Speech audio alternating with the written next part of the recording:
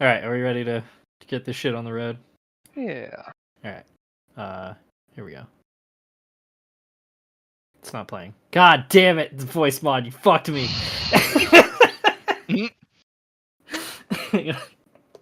Why is it not playing? No. Oh man. Hang on. You know, I was gonna do that thing where I find a player and wish him a happy birthday every day. Yeah. Today is Aaron Hernandez's birthday. There's got to be another one. They can't I be mean, the only one. I can just do that. The only player born on November 6th. And Pat Tillman. Oh no! Well. There's got to be a third one. What do you got for November 6th birthdays on here? Oh, Joe Sherbert. There we go. Okay. Oh, Today today is is Steelers. Vonta Leach's birthday. Did you guys see the fucking Brett Coleman tweet I posted about the guy having to line up against an absolutely feral Nick Bosa this week? Oh God. It was so good. All right. Now I'm gonna play the intro. I think it's working now. Why is my stream deck not working? God damn it! Well, you got a flag down. Ooh, side. Everyone but the center. Offense.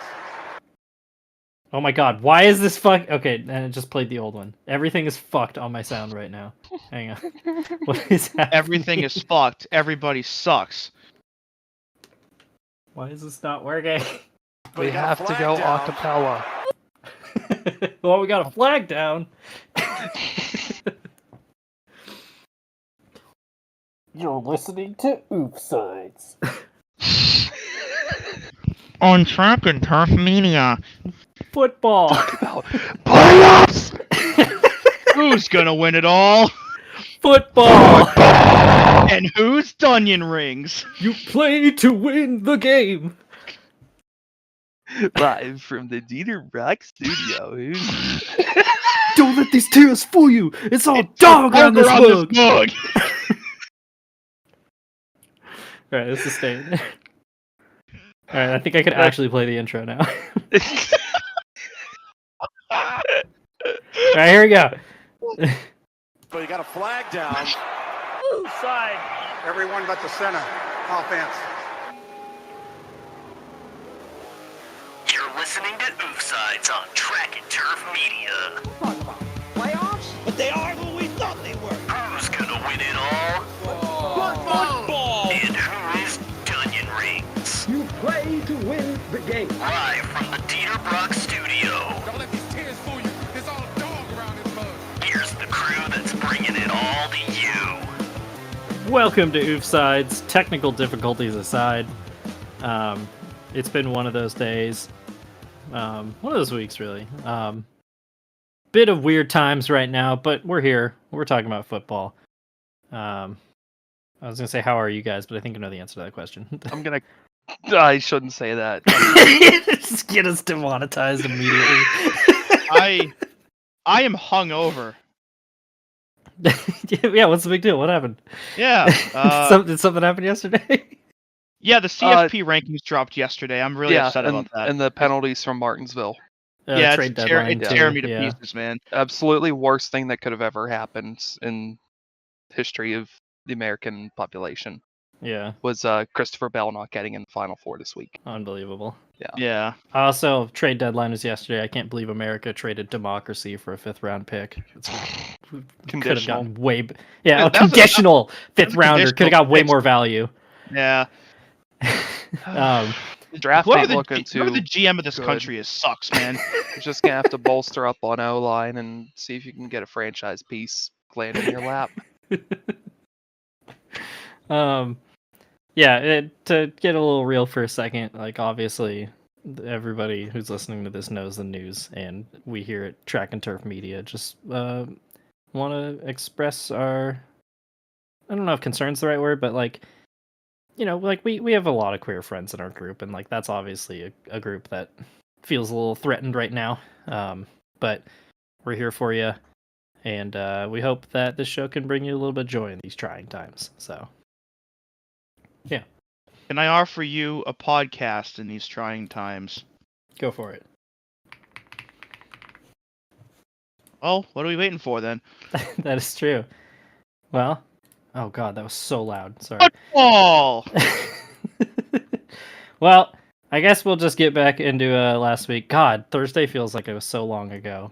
That was Feels like a like week ago. It feels Yeah. like a month ago. It genuinely does feel like weeks have gone by since Texans Jets on Thursday night. We had a back-to-back bye week or some shit. Like, ugh. We were such an innocent group at the time. But anyway, I guess we'll kick it off because this week did in fact start on Halloween night. If my soundboard would cooperate, as I'm trying to buy time here. Matthew, edit this out in post. Here we go. Halloween night! What could be scarier than ghouls, ghosts, and goblins? How about watching the Jets play football? Ooh! However, this time, try as they might, the Jets came out on top. They didn't screw it up for once. The Jets pass rush had C.J. Stroud running for his life all night, and 2 touchdowns from Garrett Wilson vaulted them over the Texans, 21-13. 5-game losing streak be damned. Finally, all of the moves that the Jets have been making paid off. I just still can't get over that this team lost 5 games in a row. It's just absurd. The one-handed catch by Garrett Wilson in this game was absolutely absurd. Dude, right? Yeah. That's the only thing I remember off the top of my head from that game is that. And it's very hard to forget. Well, the Jets tried really goddamn hard to Jets this up. Yes, they did. With fucking beginning of the second quarter, and Malachi Corley gets the pickup or gets the handoff in the red zone. He takes it 19 yards, basically untouched, into the end zone for a touchdown. Except, upon review, he dropped the ball at the 1-yard line. How does this keep happening? I can't believe this keeps happening. It is genuinely insane that this happens at least once a year. It's insane. You'd think you would have learned by now that, maybe just carry the ball that extra literally 3 feet across the white line to make sure you are totally in the end zone before you drop the ball. But yet, we still see ourselves once, maybe twice a year, having this exact conversation on this exact show, wondering how the fuck it continues to happen. It was funny too, because when they talked about it on Heed the Call, they were like, it doesn't even look that cool. Why does this keep happening? Why do you need to drop the ball as soon as you break the plane? The funniest one ever will continue to be Deshaun Jackson's. No, you gotta be more specific. It Yeah, which twice. Oh, well, one of them. It was one of his. Yeah. Well, like the other funny one too was if you guys remember the 2013 opener when Peyton Manning tied the record for 7 touchdown passes in a game. They would have had another 7 points, except Danny Trevathan, after picking off Joe Flacco, did that and dropped the ball at the 1-yard line. Oh, that's right. And like Danny Trevathan was a pretty good linebacker, but that's the only thing anybody remembers him for. That was very funny. Yeah. Yeah, another little stat here. Aaron Rodgers had 32 yards at half. That was a career low for him. This was like an all pass rush game. I do have some pass rush stats that the Texans faced. The 3 highest pressure rates in CJ Stroud's career have been in the last 3 games. So they just continue to get worse there. He was pressured on 46% of his dropbacks. This was the first game of the season where 3 different defenders had 7 pressures, and Stroud was scrambling on 31% of his dropbacks, and he was 0 for 5 against blitzes. So, like, yeesh. The Jets just sent the fucking hounds after him every single play, because it was like, hey, we finally got Hassan Reddick on the field. Now just go kill that guy. And just did that over and over and over and over again. Yeah, the New York Stack Exchange came back for this game because they got fucking 8 of them on CJ Stroud. And this is the part that didn't make sense, especially in the last 3 weeks, was like, obviously with the departure of Robert Saleh, the defense and the whole team really was likely going to take a minor step back. But in terms of personnel, they actually improved because Hassan Reddick came back. So it truly didn't make sense that it took until Game 4 with Jeff Ulbrich for them to finally break out and remind everybody what they're capable of again. Oh, yeah. Finally got Devontae Adams involved on the offense as well. 7 receptions for 91 yards, and his first touchdown as a Jet. Like we also mentioned, Garrett Wilson, 2 touchdowns. That fumble, though, it looked like it was going to be big because that would have put them up 7-0. Instead, they go into half down 7-0, and the Texans missed a field goal before half, so it could have been 10-0 going into half. But they rallied in the second half and finally put together 3 straight touchdown drives. It was like, okay, this is the blueprint of what this team should be able to do. It just hasn't come out up until now. So, but I mean, the Texans are a pretty goddamn good team. So I think this is not that I'm rooting for the Jets, but I think it's a good sign. Mm-hmm. Yeah, they're better than their record entails now. I think. Oh, yeah. Now that they have their pieces back, they're going to get better and be a spoiler over the rest of the season. I would like to point out that the Jets picked up a new kicker after Greg Zuerlein missed like 4 field goals last week. Riley Patterson went a perfect 3 for 3 on extra points and did not attempt a field goal, but still did better than their previous leg did. Speaking of kickers, too, there was a very weird sequence late in this game where the Texans were down 14-10 with the ball. They got, I think it was a sack. Yeah, CJ Stroud got sacked for a 15-yard loss. And so the Texans had 4th and 22 with about 7 minutes left. So DeMeco Ryans sent out Kaimi Fairbairn to kick a 43-yard field goal, and he made it. But the Jets were called for unnecessary roughness, which gave the Texans 15 yards and a first down, which, of course, if you get 15 yards and an automatic first, you're going to accept that penalty. Yeah, you take it. So that pushed them up from the Jets 25 to the Jets, I think, 9 or 10. They ended up not gaining any more yards on that play, or maybe like 2. And then he proceeded to miss from 27. Oh my god. It was one of the wilder sequences of the season where, like, he made from 43, you get gifted an extension on your possession, and then he missed from 16 yards closer. And they ended up with nothing. It reminds me of another infamous Jets thing. It was in like 95 or 96 when Rich Kotite was their coach. And they had a situation where it was like 3rd and like 20 or something like that. And they had like an incomplete pass and brought up 4, except the defense got called for some kind of penalty that would have moved them forward like 5 yards. And so it would have made it like 3rd and 15, something like that. And Rich Kotite declined the penalty and then punted. What? What? Because he was like, we're not picking up 12 yards, fuck that shit. And then he got fired like 2 weeks later. The more time that goes on, the more I think Rich Kotite was just Courage Cowardly Dog in a human suit. Dude, there's a clip of him that NFL Films loves to use out of context, where it was like when he got fired, where he's like, I'm not a genius, I don't have all the answers, and then they just cut off the rest of it, so it's just that. God, go Jets. Anyway, shall we get into the Sunday slate? Yeah, the Sunday slate. To Baltimore. The Broncos, fresh off back-to-back breakout games from rookie quarterback Bo Nix, make the trip to Baltimore to face MVP favorite Lamar Jackson and the Ravens. One meant to be for Denver, though. Lamar put up a perfect passer rating, throwing 3 touchdowns and delivering 2 more to the end zone via Derrick Henry. The Ravens laid a hammer down on the Broncos 41-10 and reestablished themselves as one of the top teams in AFC North. Yeah. Sometimes the Ravens offense like sneaks up on me on just how good it is. They have absurd numbers in basically like every stat, especially rushing. Like Derrick Henry's numbers, like we've talked about ad nauseum, are just absurd this year.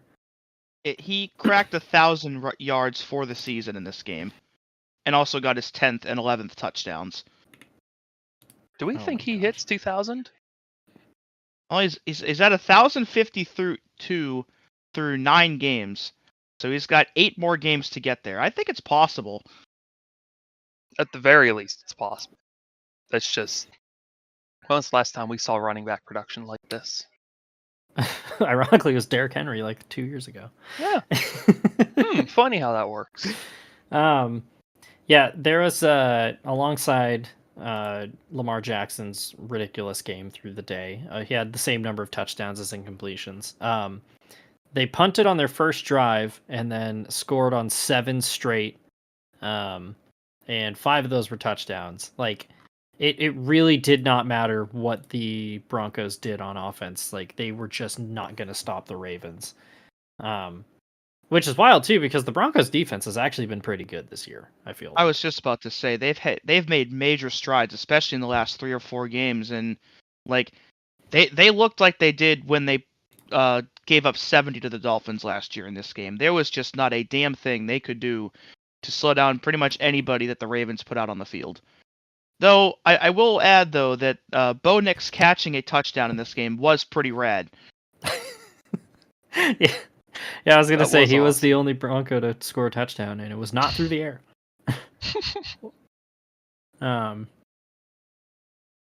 Yeah, there was. So Greg Rosenthal on NFL Daily had a really funny point about this, where he was like, he's joking about the reverse racism of how like every white quarterback is quote sneaky athletic, but he was like, but I think Bo Nix actually is sneaky athletic. God. Dude is the best built quarterback in this draft, in my opinion. Yeah, it's like what I was saying preseason. Like, he's battle tested already. I mean, you can see the like clear progression he's made from like the first 2 weeks. He was some butt ass shit, and now he's just like, hey, he's just like a competent quarterback. Yeah.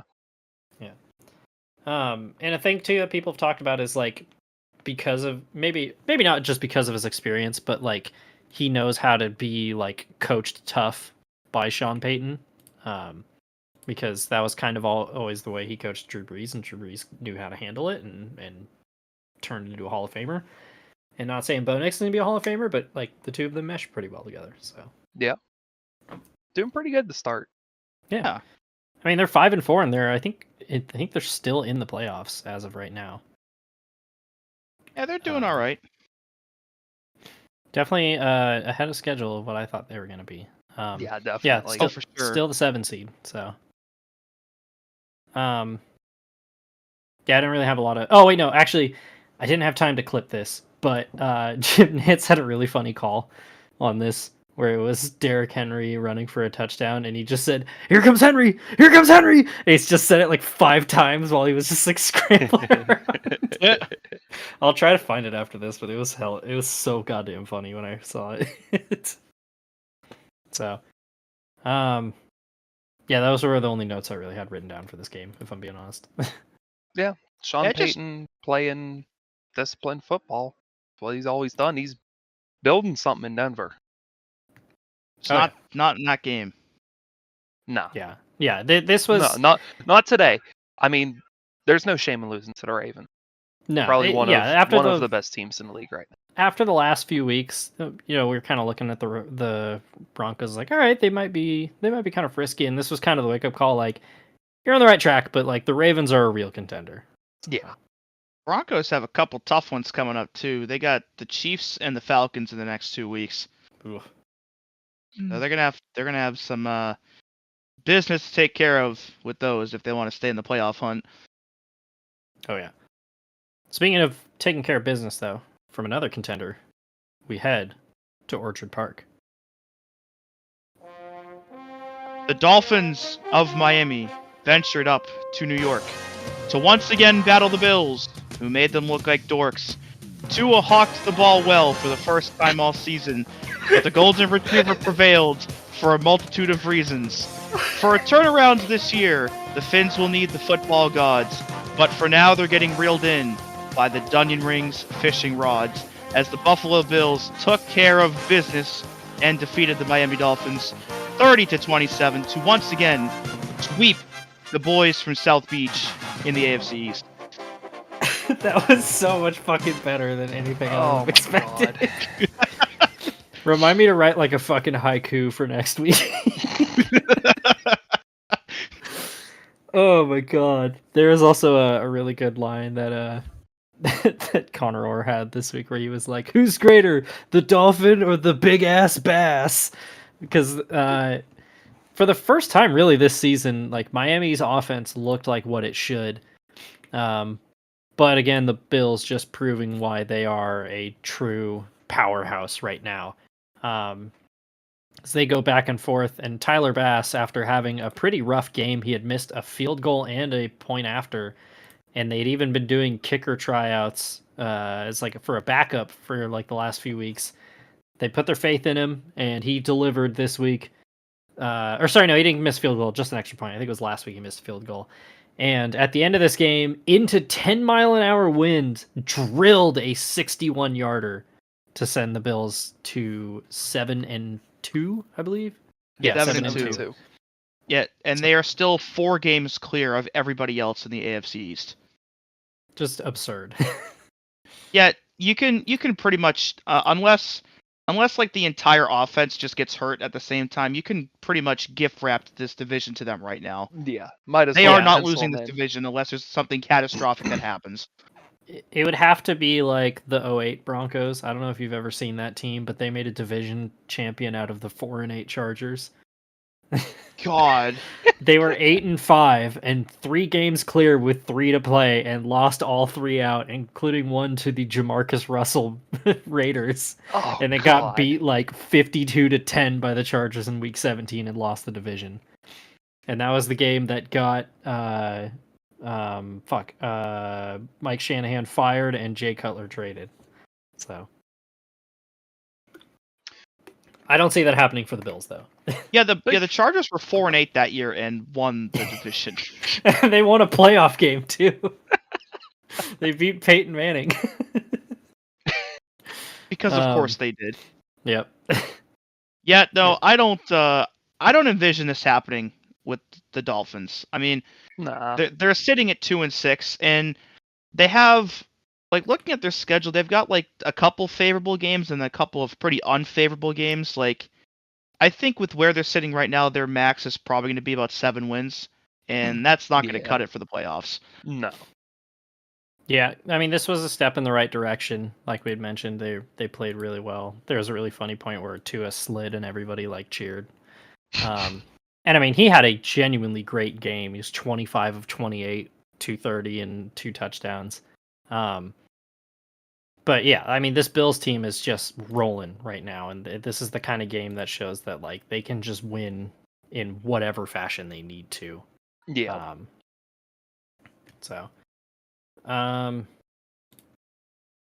it! I thought I had another point. I would like to point out Jalen Waddle had 2 targets, 2 targets, 2 receptions for a touchdown and -4 yards.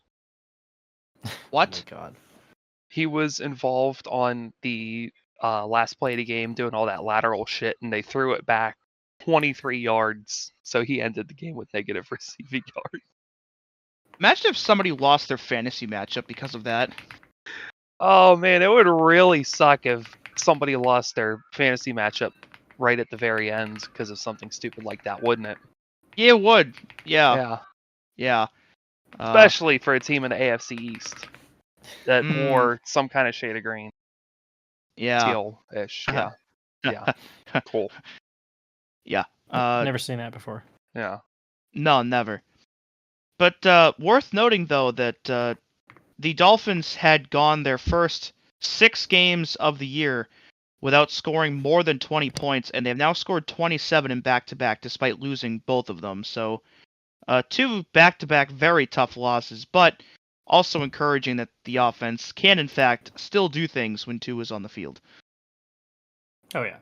Just shows it's completely geared for Tua and how quickly that team fell apart once he got hurt again. Yeah. So, I think we already done in rings the Dolphins, didn't we? I think we did. They're still getting reeled in by them, though. They're almost back at the boat. Yes, we did in Yeah. week 5. Yeah. Okay. So, yeah, I don't think they're as bad as I mean. Stay tuned for the power rankings later in this episode. But yeah, I mean their season's basically over at this point. So Yeah.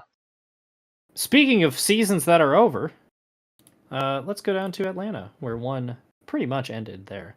That's really loud. Making moves in the offseason? Who needs them? Depth at skill positions? Nah, that's overrated. A running game? Nope. Get that out of here. Atlanta was the site of a contrast of team-building exercises. The Cowboys played sloppy and undisciplined with their depleted roster, while the Falcons rolled to a 27-21 victory. This was the kind of loss that not necessarily gets people fired, but just goes to show like who's really a contender and who's not. Because these two teams are a tale of two different off seasons. You know, the Falcons went big spending, added tons of talent and receivers and a franchise quarterback, and a new head coach that everybody seems to like. And they've been, you know, despite Kirk Cousins' limitations as a passer right now, mostly in the mobility standpoint, this offense is really fucking good. And then you compare them to the Cowboys, who are trying to trot out the best offense of 2018. And it's bad. It's really bad. This game was not really ever close, like the score says. So, yeah, it turns out if you go bargain shopping in the offseason and free agency, that's not conducive to winning football. Who could have ever seen that one coming? Yeah, the roster is not good, and the coaching staff. I mean, again, Mike McCarthy got run out of Green Bay because he didn't utilize, you know, Hall of Fame level talent at quarterback, and Jerry Jones was like, that's my guy to get us over the hump. And then he had a all-time great defense the last few years. Dan Quinn, a guy who he liked a lot, who everybody thought was going to be the new head coach, and he was like, no, I'll keep McCarthy and I'll let Quinn go. How about that guy that just got run out of Minnesota and was like a total hard ass and nobody actually really liked him that much? That's our new DC. And guess what? They're completely undisciplined. The second third down of the day, the Cowboys had 10 men on the field and gave up a touchdown. You had their fourth down woes.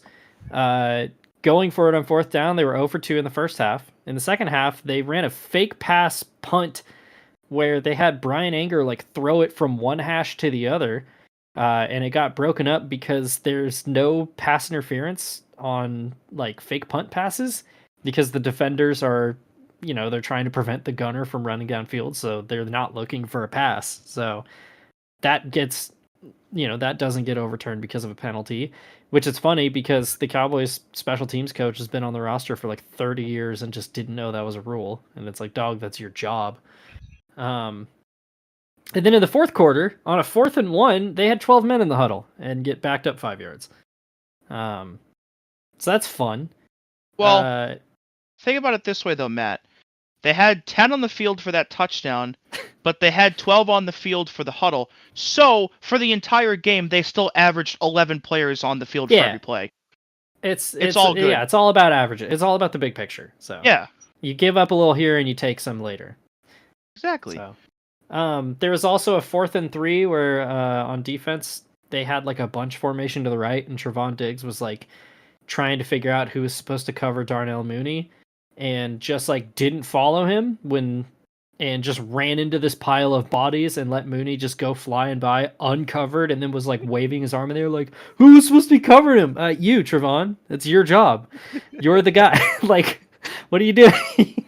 Like, he was like the number one like coverage corner last year, and this is what they've fucking devolved into.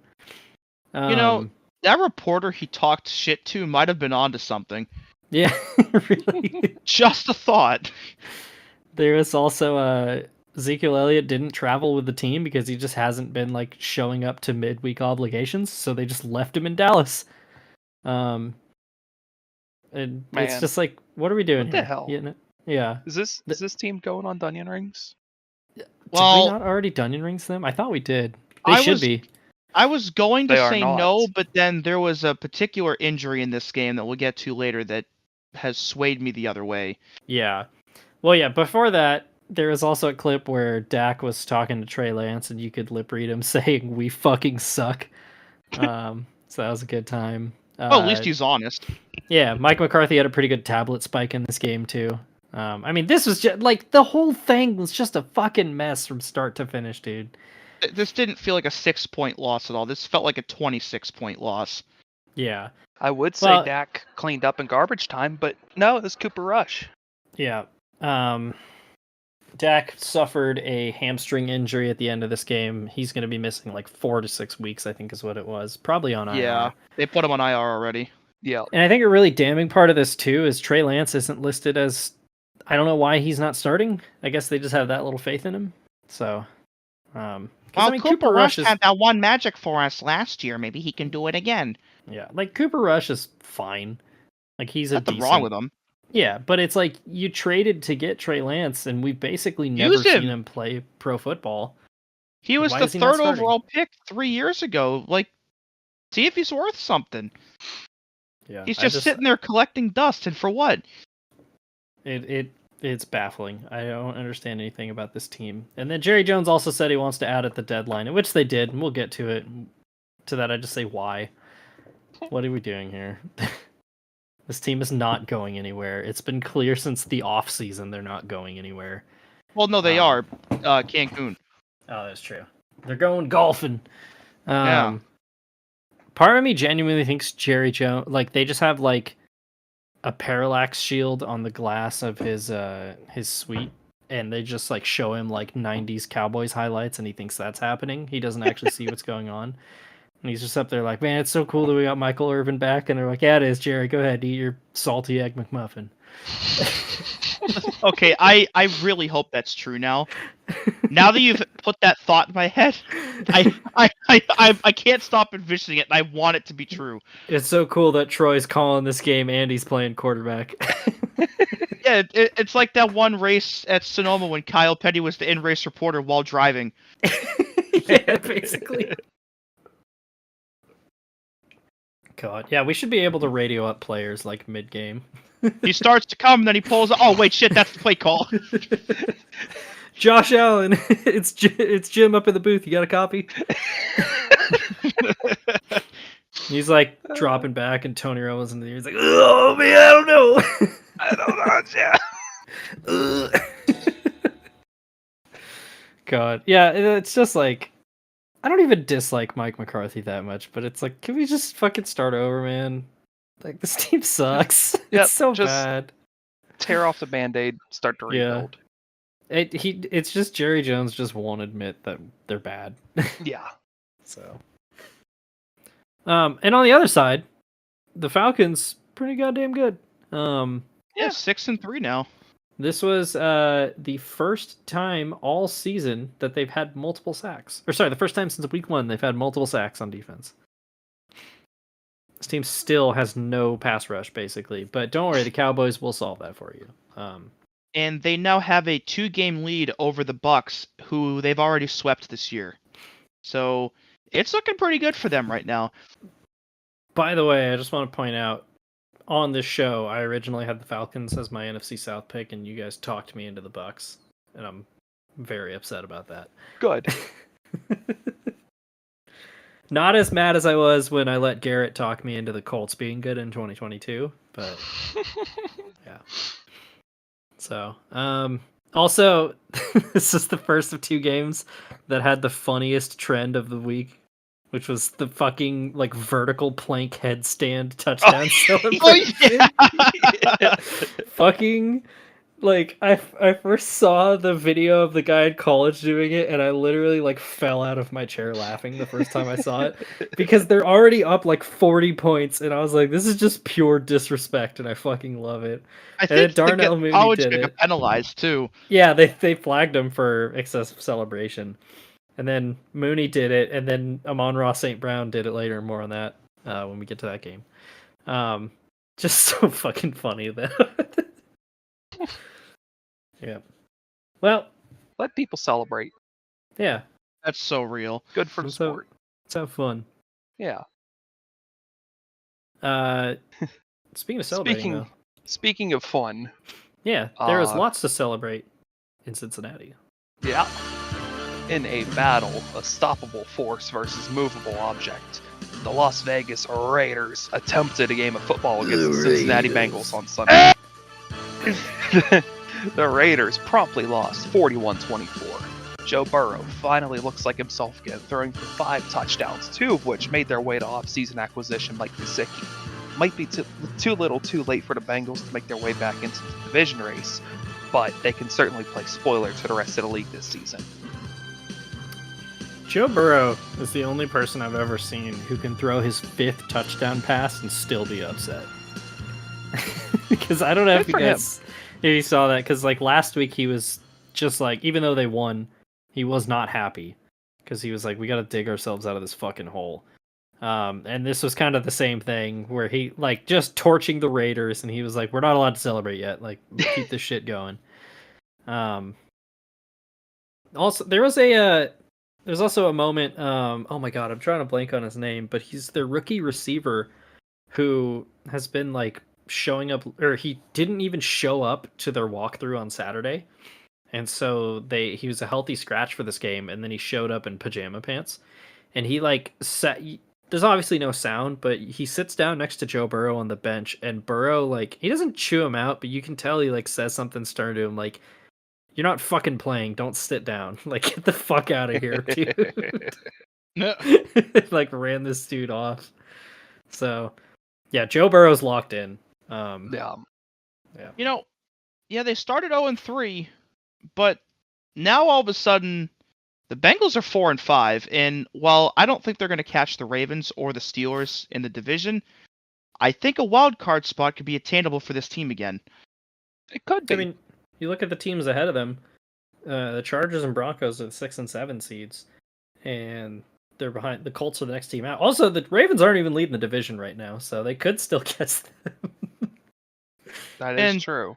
And also, man, the Raiders fucking suck. The Raiders stink. Gardner Minshew got benched for Desmond Ridder in this game, who they signed like midweek last week. Antonio Pierce fucking hates Gardner Minshew so much. Just hates him. Desmond Ridder threw their only touchdown. Their only passing touchdown ended up being from Desmond Ridder, and the two of them combined for 157 passing yards. Yeah, and were sacked 5 times. Big Ridder fan had of the Raiders drive summary here. Oh god. Started the game off with a touchdown, All right, then punted. It's okay, punted. Got a field goal. You know, Right. you're up 10. Punt. Lost fumble. Punt. Turnover on downs. Lost fumble. And then garbage time touchdown. Hey, they bookended the game with touchdowns. That's good, right? Yeah. Yeah. Yeah, we'll say it like that. What happened in between? Don't worry about it. Yeah, a bunch of made up nonsense. Dude, so have you guys taken a look at the Raiders coaching staff right now? Not recently. So here's more on that later, though. Yeah, well, here's just a quick list of people who are currently on the Raiders coaching staff. Norv Turner, Marvin Lewis, Rob Ryan, Tom Coughlin. It's like every coach 2006? Yeah, and like every coach that got fired in 2015, you're like, get on in here. To help the guy that's going to get fired in 2025. Yeah, this Raiders experiment it's interesting. Yeah, I think Project 2025 was actually just the Raiders trying to construct the worst coaching staff imaginable. Sounds like they should get Nick Bosa as well. Yeah, Max Crosby's too likable. They got to trade him. Make Al Davis's team great again. Oh God. Yeah, it's just nothing but bad vibes in Vegas right now. Good. I mean, Yeah, like That's you what you mentioned, get for leaving Oakland. Gardner Minshew got benched, and Desmond Ridder came in and threw a touchdown, but wasn't any better. He's actually worse. Got sacked 4 times. Just absurd. I would like to point out too that of those 5 sacks, 4 of them were by Trey Hendrickson. Damn. Jesus Christ. Yeah, he's pretty fucking good.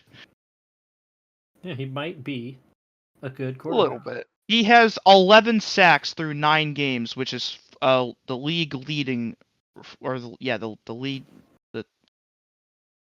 Fuck. Good. Yeah, The leader of the league right now. Words. Yeah.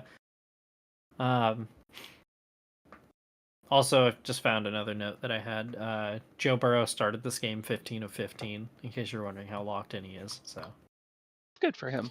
Those Just got frosted that, tips are starting to work. yeah. It took a while for like the brain worms to plant themselves because it's only the tips. It didn't get all Yeah. the way down into the hair.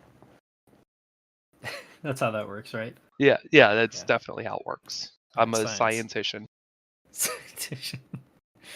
Well, yeah, like we said, it's all bad vibes in Vegas, but it's also bad vibes in New Orleans, but good vibes in Carolina.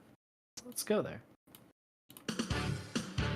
What many thought would be another blowout became a swan song for the ages. The Panthers got revenge on the Saints and caused them to turn quite a few pages. Dennis Allen's ship has sailed and he's on his way home. And for the Saints to get a new coach, they're going to need to give some Superdome as the Panthers defeated the New Orleans Saints 23-22. And Bryce Young is finally back in the win column. Good for him! So, a little stat. In the past 20 years, teams are 275-1 when rushing for 150 yards, outgaining their opponent by 150 yards, and winning the turnover battle. That won the New Orleans Saints in Week 9 of 2024. This is an all-time low moment for the franchise. I know a couple of weeks ago against the Broncos I said that, but No, the Aints are really back this time. It got worse. This is the It's team somehow. they beat 47-10 in Week 1. You fast forward 8 weeks, you're playing the exact same roster again, and you lost? And they had Derek Carr back for this game. Dude, have you seen some of the post-game comments by players? Yeah. It is damning. Not only that, did you guys see the shit that Michael Thomas was putting on Twitter during the game? Yeah, Mike did Thomas see was that. live Good tweeting fucking grief. after Yeah. the 4th Chris Olave concussion. Mike Thomas Carr- immediately took to Twitter just shitting on Derek Carr. Derek Carr sure That loves his was hospital passes. unbelievable. Oh, and with this result in this game, Derek Carr became the first quarterback in NFL history to lose to 31 different franchises. You know what the best part is? They What's play that? the Raiders later this year. Oh my my God. fucking god. Please. I'm not sure Um, what option's funnier at this point. Yeah. Ironically, or no, there was a thing I heard where they said like Archie Manning has also done that, but there weren't 31 teams in the league when Archie Manning played, so I don't think that's true. He must have lost to every other team. It just wasn't a 32 team. Yeah, but it's less than league yet. 31, yeah. Yeah. God, I'm trying to find, but Alvin Kamara's quote was basically like, he basically said he was like, we've got players, but we just don't have something else. And like, as blatant you can say our coach fucking sucks and we hate him without actually saying that. Like, and Cam Jordan explicitly apologizing to fans after this game. Like, it's bad in New Orleans right And now. it should be noted too, and we'll get more into this later, that Dennis Allen has done a lot of good for the Saints, and that should not be ignored because he was the secondary coach when they won the Super Bowl, and we remember how good that secondary was when they played Peyton Manning in that Super Bowl. And he was their defensive coordinator prior to becoming their head coach, and those Saints teams had some damn good defenses. But at the end of the day, you need to be a better head coach, and for a team that's as depleted as this one is, you especially need a better head coach to be able to rally the troops you have left to continue going into battle, and that's just not what's been happening. Yeah, he has a 26-53 career winning percentage. Like, Yeah, great defensive coach, just does not cut it as a head coach, and more on that later. yeah, I mean that. On the other side, though, like, stat line pretty decent for Bryce Young. One of the problems, he had like a long touchdown pass that got called back because of penalty in this game. So if you add like 50 more yards and a touchdown and a completion onto his line, you're like, damn, that's pretty good. So That's not bad. Yeah. like genuine progress by Bryce Young the last few weeks, which is good to see. So, and as we'll get to, like, obviously was not traded, like people were speculating. Was that, I think that was Xavier Legette's first touchdown this week also. Was it? Yeah, I believe so. I am checking right now. He didn't score a touch. Oh, never mind. I was looking at the wrong column. Oh no, his first touchdown was like week 4. Never mind, disregard what I said. Big fan of Xavier Legette. Did you see him go to that children's hospital dressed up as Woody? No I did way. not. But that's Basically cool just as hell. talking like Boomhauer the whole time. Oh my god. I love that man. He's funny as hell. Shout out to Miles Sanders in this game for having -5 rushing yards and -5 receiving yards. That's efficiency right there. He's getting the numbers. He is. That's how it's done. Yeah, this is just, I mean, we'll obviously talk more about this, but like Alvin Kamara ran 29 times for 155 yards. Like, win the game for that man. Come on. Yeah. So, Only one doing anything worth a shit on that team. The Pretty best much. part about this whole thing, though, is my preseason prediction of the Saints finishing behind the Panthers is back in business, baby! We're back! You know who else was back in business? Our team. Rain, shine, it doesn't matter. The commies march on. Once again in another game where the Giants, for some reason, just cannot stop going for 2. Fall short to the Commanders 27-22. This was a game that really drove home the point that, like, for a coach who hates his quarterback, Brian Daboll sure loves to go for 2. Because you had the first time they played, like, again, this is the second time these two teams have played, and if the Giants just make their extra points, they probably win. Like, Yeah. or at least put themselves in like a better position, because they were down 24-10, and they scored a touchdown and decided to go for 2, which in some cases makes sense, you know, because then the next one, if you get it, extra point wins you the game. If you fail, you go for 2 again. You have like usually about a 50% success rate, and you break even. They go for 2 and they don't get it. I'm pretty sure it was a penalty is what called it back. And so then the next time they have to go for 2 again, and they don't get it there also, which means instead of being down 27-24 when Washington kicks a field goal, they're down 27-22, which means they have to go for a touchdown at the end of the game. And it's like, well, it just buried them. Made their bed and they got to lie in it. Yeah, there's also a funny stat in this that at the end of the first half, Daniel Jones was 4 of 6 for 0 yards and a touchdown with -8 net yards when you count in sacks. So, big shout out there.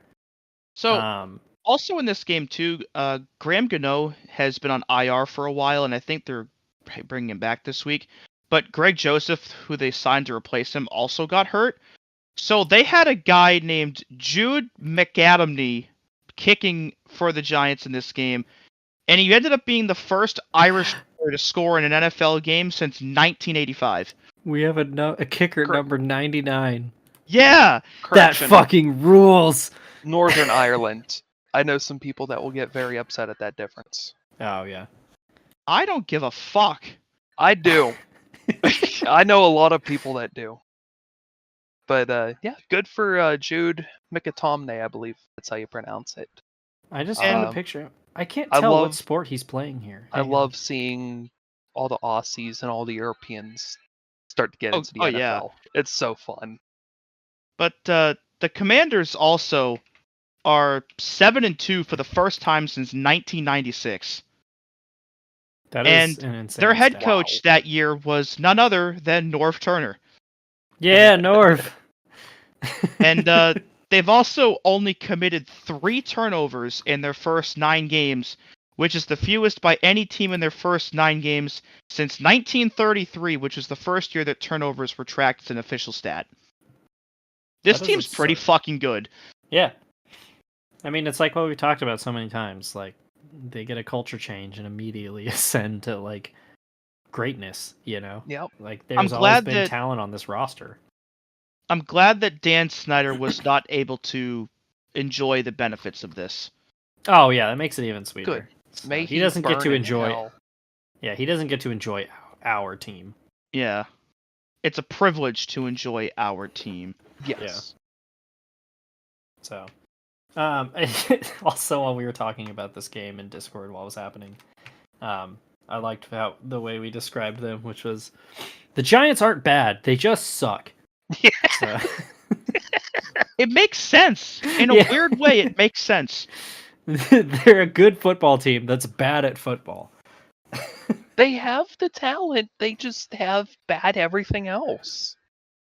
Like, if you get them on a correct system, they might actually be good.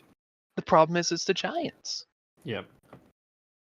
So if I didn't hate the Giants, I would be more mad. But it's fun watching them be not good, True. mostly because they just do it in such a funny way. Yeah. They always So. find a new way to outdo themselves. Yeah. It's also way funnier when both New York teams are bad at the same time. So it's been a very enjoyable last, I don't know, like 9 years for that. Well, dude, it's like what I was saying. I feel like all of New York sports are paying karmic justice for the Yankees, right?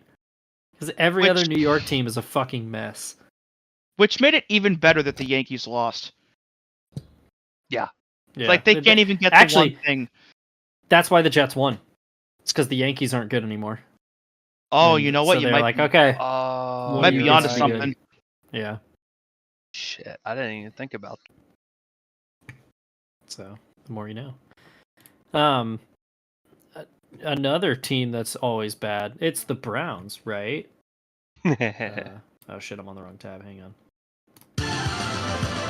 The Los Angeles Chargers roll into Cleveland with their uniquely miserable discipline of football, leaving with a victory over the Browns by a score of 27-10. In the second quarter, Justin Herbert throws one of the best touchdown passes you'll ever see to Quentin Johnson, leaving you scratching your head as to why Jim Harbaugh continues to make things harder for himself and not using his star franchise quarterback. As for Cleveland, Jameis did what he could, but it's evident this team won't be doing much of anything for a while. If by Jameis doing what he could, that was 3 interceptions.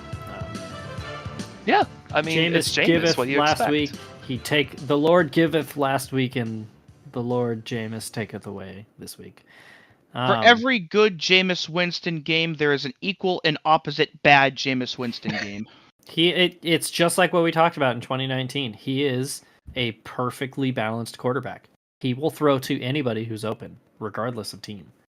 Yeah. And in fact, he should be the quarterback of our team. Because he... Oh my god. We are going to redistribute the pass attempts from the top 1%. Seize the means of offensive production. Yeah, they were seized from Deshaun Watson. I'm seizing play calling duties. I'm not gonna lie, I don't have any notes for this game, but The Chargers did their Charger thing, and the Browns did their Brown thing. yeah, it's Imagine nice Nathaniel that... Hackett calling a Deshaun Watson offense. Oh, good God. I think that might actually qualify as a war crime. I feel like it's like a double negative. It might cancel out and be good, which I'm Oh, scared. God, they could be like Brady and Belichick, huh? I appreciate that Jim Harbaugh has like unleashed Justin Herbert the last few weeks, because he was like, "Wait, we're not very good at defense. All right, I'll let my guy throw." There were also 12 combined sacks in this game between both teams.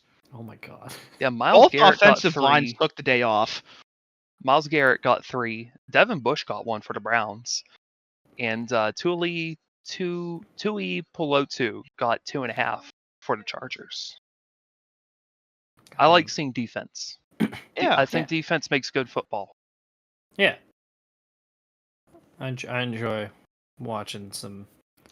Well, I should say, like, not when it's just like 3 and out, punt, 3 and out, punt. Like, I want to see some plays on defense. I'm numb to that shit. Yeah. Not only that, but one of the picks for the Chargers was caught by our buddy Tarheeb Still. Oh, hell yeah. Our boy. Yeah, and like last week, it was kind of like the fired head coach bump almost, except it was like, hey, we got rid of this fucking quarterback that nobody likes, and then this was kind of the coming back down to earth that you'll usually see from stuff like that. Yeah. I was reminded though of like an all-timer Jameis Winston tweet, I think from this offseason, where he was talking about his vision problems in Tampa. Do you guys know which one I'm talking about? I think. He was saying he was like that's before I got LASIK, bro. Like I couldn't see him when I was in Tampa. I thought Bruce was black until 2019. Oh my fucking God! No way. So it's genuinely. How is Jameis Winston this funny? Like he is a master at all forms of comedy, like physical and literary. So I'm so glad we have guys like him in the league. yeah. I'm just glad he's not on my team. From a purely humor standpoint, just humor alone, Jameis Winston is Donald Trump, the good ending. There's a few too many things they have in common there. Another funny quarterback who sadly wasn't playing, Will Levis, and his Titans though went up to New England for a big game. Let's go there. Well, I got news for you. The Patriots went to Nashville to play the old Oilers. They lost on a bad pick. Sorry for the spoilers. Drake May has some magic, but he has work to do. And after Week 9, the Titans finally have win number 2. As the Tennessee Titans, they played football enough to beat the Patriots 20-17 in overtime. Fuck! Man, there was an easier transition I could have made too, which was just the home of the other funniest quarterback in the league. Yeah, fucking hate it here. So, this was the epitome of mixed bags, because in this game, Drake May had probably the worst pass he's attempted since he became the starter. He also had one of the most electrifying touchdowns I've ever fucking seen. How do you get 11 seconds in the pocket in the year of our Lord 2024? Well, okay, but not just 11 seconds in 2024. 11 seconds against the 2024 Patriots offensive line. Only one team could have done this. This is the only combination of teams that would have allowed this to happen. The funniest thing about this is that so there are 2 plays. So last week was the longest play in the Next Gen Stats era, 2016, to lead to a completion, which was Jaden Daniels' Hail Mary against the Bears. This was the second longest one. Before this, there was like no completed passes over 10 seconds in the next gen stats era, and now we have 2 of them in back-to-back weeks. Yeah, and I thought the Pats were gonna lose. Like when they got the ball back with 2-ish seconds left, I was like, well, this could be interesting. And obviously last week Jacoby Brissett had led the big drive to beat the Jets, but I think it's great that now back-to-back weeks they've had a 2-minute drive to either tie or take the lead with 2 different quarterbacks. Dude, Drake May is like the real deal. Mm-hmm. He is. Really It was just that fucking pass in overtime. Like the Titans had already gotten a field goal, so the Pats just needed a field goal to tie it to keep the game going. And he just uncorked a ball like 40 yards down the middle of the field while just not acknowledging the existence of the second safety in the backfield. And it just got picked off, and that was it. Yeah. Sorry, he forgore. He did. Well, and we should mention too, like before this was a great Titans drive in overtime where they ate up almost the entire clock. It was like a 7.5 minute drive in overtime. Yeah, I was starting to think that if they marched down the field to get a field goal, it was going to be as time expired to tie the game and have it end in a tie. But then they just did that. And but the previous play too was a really great scramble too to even get the first down. I think he gained like 12 yards or something on it to just get the first and set yourself up almost at like I think the 40 or so. I just don't know why they thought that was the move there. But even putting that aside, it still kind of sucks that they lost to a team that sucks this bad. Because the Titans really, really suck. But I suppose if there's any silver lining, the Pats have now leapfrogged the Titans in draft position. Yeah. I think if the season ended today, the Patriots would lose like every single tiebreaker and they'd own the number 1 pick.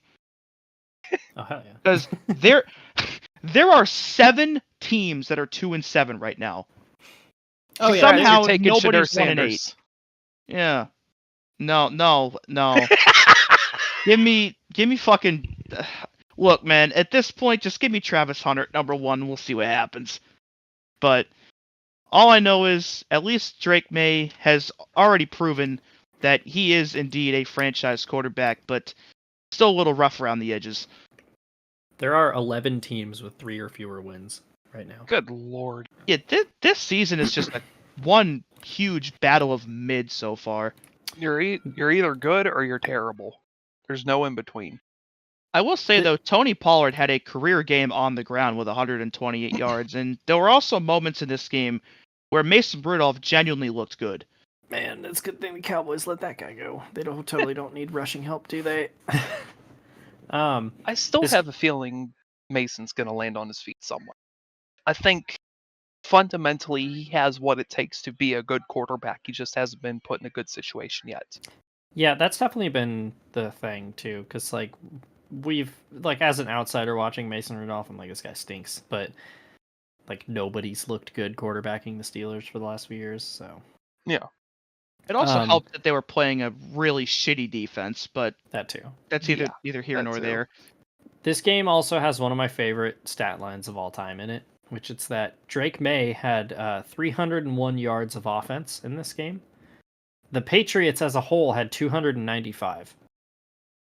So Drake May had more yards than the Patriots. Yeah. Yeah, that sounds about right. Shout out to Nick Westbrook-Akine, too, who has quietly scored a touchdown in each of the Titans' last 4 games. Like, who needs Calvin Ridley when you have him?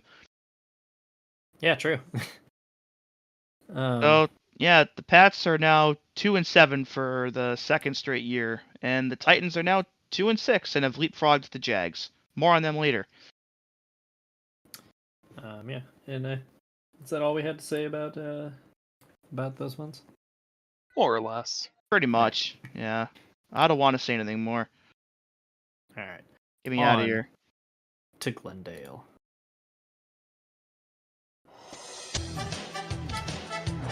Looking to put a terrible loss last week behind them, The Chicago Bears rolled into Arizona looking to shut down the upstart Cardinals.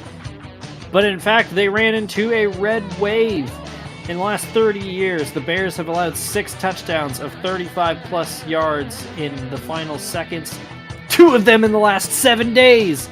As maybe the only rushing Hail Mary we've ever seen.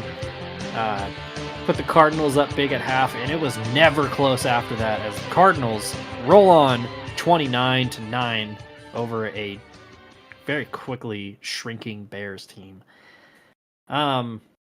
This quick game how- has one of my favorite stats ever, but I'll get to Go for it. Okay, so I saw this during the game that the Cardinals had 3 different players score a rushing touchdown in the first half. Trey Benson scored one, Amari DeMercado scored one, and their tight end Trey McBride all scored rushing touchdowns in the first half. Take a wild guess as to the last year that the Cardinals had 3 different touchdown rushes in the first half of a game. It's 2015. Nope.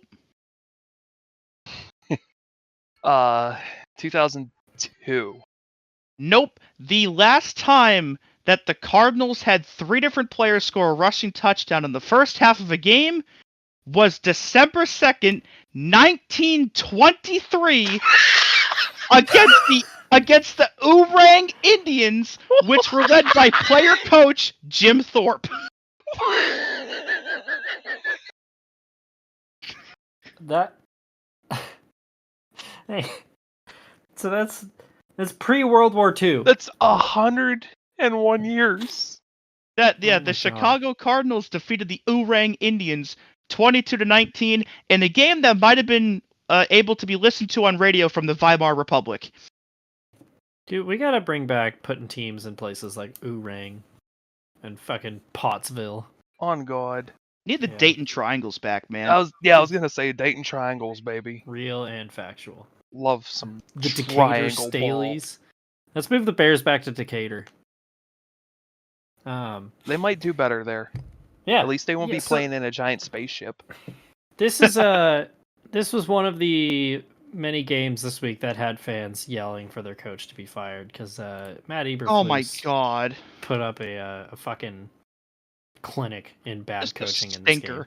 So last week, I don't necessarily agree with this, but a lot of people criticize them for only rushing 3 on the Hail Mary. I don't think the problem was a lack of pass protection. I think the problem was the fact that you had a player who wasn't paying attention.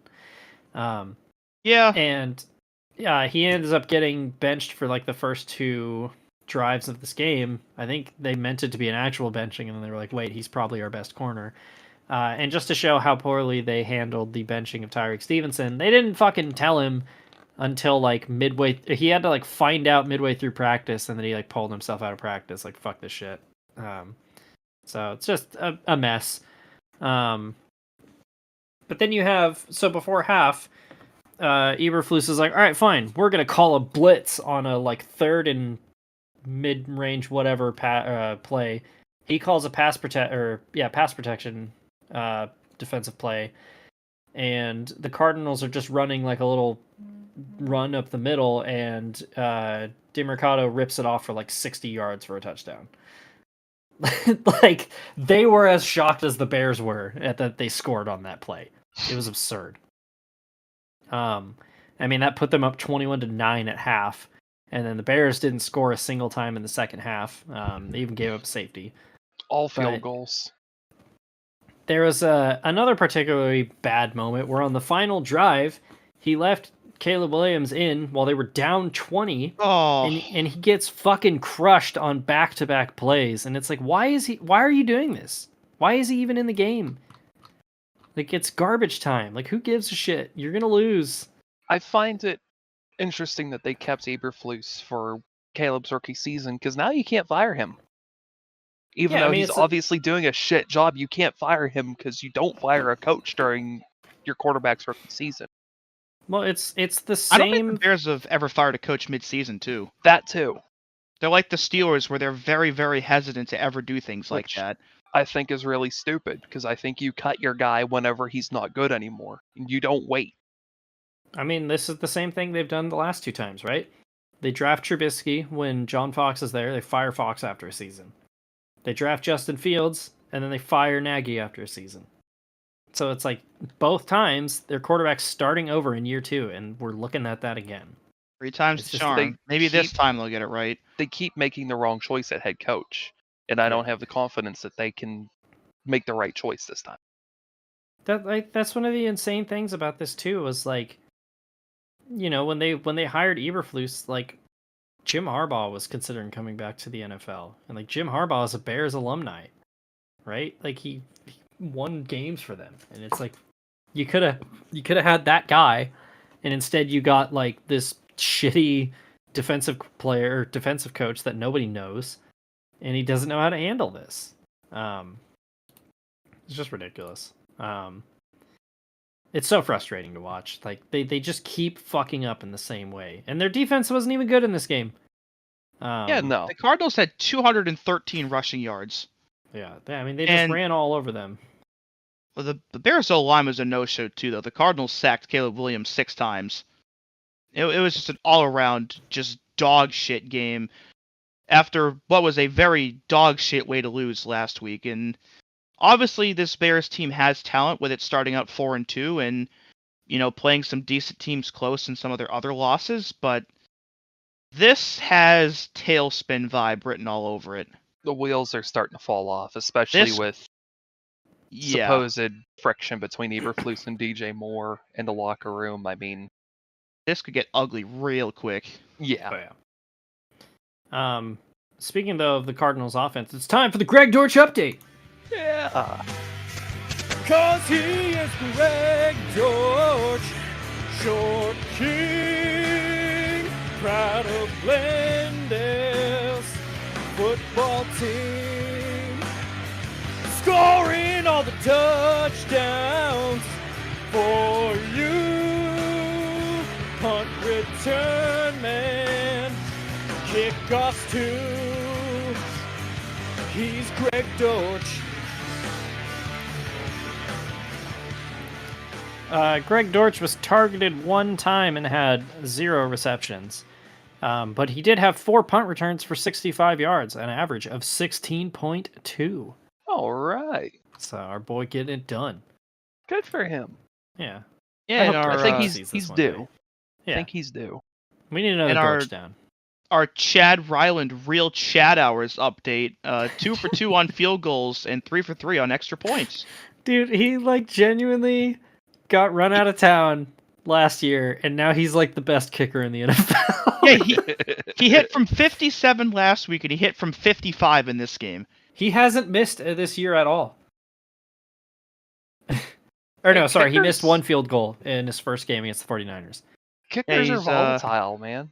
Yeah. He's 10 for 11 on field goals, 9 for 9 on extra points. Like, legitimately has been very, very good for them. It's unreal. Like, if he can keep this up, like that might be it for Matt Prater. Yeah. Like he might just take his fucking job. Yeah, honestly, at this point. Yeah, well, that's about all I had to say about that game. And the Cardinals, after Week 9, are in sole possession of first place in the NFC West at 5-4. Just like we all expected. Yep. I will say I was ahead of the curve on saying that they might be kind of good, but this is way better than I thought they were going to be. I thought they'd be like, you know, maybe 3-6 or 4-5 by now. I didn't think they'd Yeah. be 5-4, leading the damn division. I saw them as like a 7-10 berserker team that's just going to fuck up somebody's, like some playoff hopeful season at the end of the year, and instead they're just like, no, we're contenders. Wouldn't be the first time they did that. Yeah. So, go Cards, I guess. I don't know. I don't have a transition to this one. On to Philly, where Oh god. Fuck. maybe the dumbest game of the week. Oh god. But the highlight of the week, though. Yeah. Yes. Operating on hopes, dreams, and spite, the Jaguars enter Philly looking for their last chance to make something out of their season. It's all for naught, though, as the Eagles win 28-23 after a brutal last-minute pick from Trevor Lawrence. While the Jags circle the drain, one might wonder about what happens to T-Law or Doug Peterson in the next few weeks. Yeah, the Doug Peterson revenge game didn't go to plan. But this is like this is the Jags MO where they just stink it up for like the first quarter and then they're like, wait a second. Oh yeah, We that's have right. We're talent. playing football. Yeah. The Eagles tried so goddamn hard to blow this game. You had actually no, I have. Hang on, let me find my notes real quick because I wrote down more notes for this that I forgot to put on my little notepad here. But How the fuck is this team 6-2? Everybody's Genuinely. losing around them. they really do feel like they are on the precipice of collapse at all times. One bad loss, that team is going to lose out. Yeah. Well, looking at their schedule, their next 4 are rough. So they were 0 for 2 on tush push 2-point attempts. Like, and that play has been their bread and butter for the last like 3 years. They also had 39 and 42-yard field goals that they passed on, and they also missed a field goal. And at one point it was 22-16, and it was 4th and 1 at the Jacksonville 25, and they decided to not go for the tush push, and Hurts ran out wide and then failed, and everybody was like, okay, what are we fucking doing here? Like, it was just like, it's rare that you win and the like fans still want your coach fired. Especially like you mentioned, a game that has like the highlight of the year, which we'll get to in a second. But this was just like, it's not often you have a win where you still feel bad, but like the Eagles tried so goddamn hard to lose this game. Yeah, again, the fact that this team is 6-2 just doesn't make a shred of fucking sense. Like, they've played a couple of good games this year, like especially the Packers game in week 1, and the Bengals game last week. But you take those 2 away, and like every other one in the Giants game, the rest of them, it's like any of those could have easily gone the other way, and they could very easily be 3-6 right now, or 3-5 instead of 6-2. And Yeah.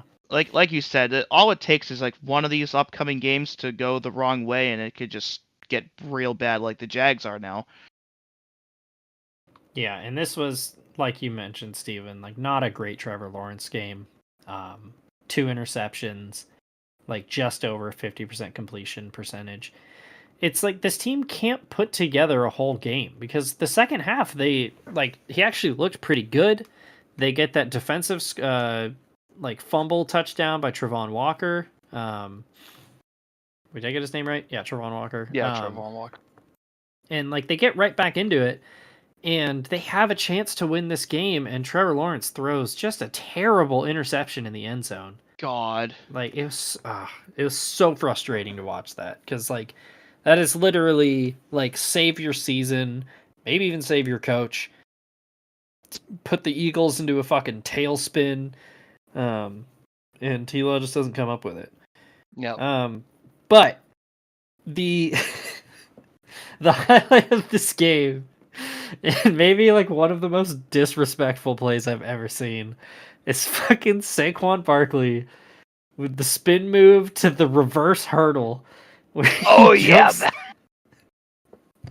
he literally did the fucking Mario 64 backwards long jump. Like we've seen this a is lot. American football, and for the last like it's unreal. We've seen a lot of impressive hurdles over the last couple of years. I have never in my life seen a player hurdle facing the wrong way. The best part is somebody found a video of him trying it last year and him getting like caught midair. So like he's thought about this before. Whoever the defender was that he hurdled over needs to file his retirement papers with the league right now. You're not coming back from that, little bro. God, yeah, that was just like in a week of goofy ass football. Like that was the best, and I was like, man, the thumbnail for this week's gonna be so good. I can't wait to put that in. Oh yeah. So It's going to be a fantastic thumbnail. So I think we already onion rings the Jags, and like Doug Peterson saved his job, and at this point, I just don't think he's going to get fired mid-season.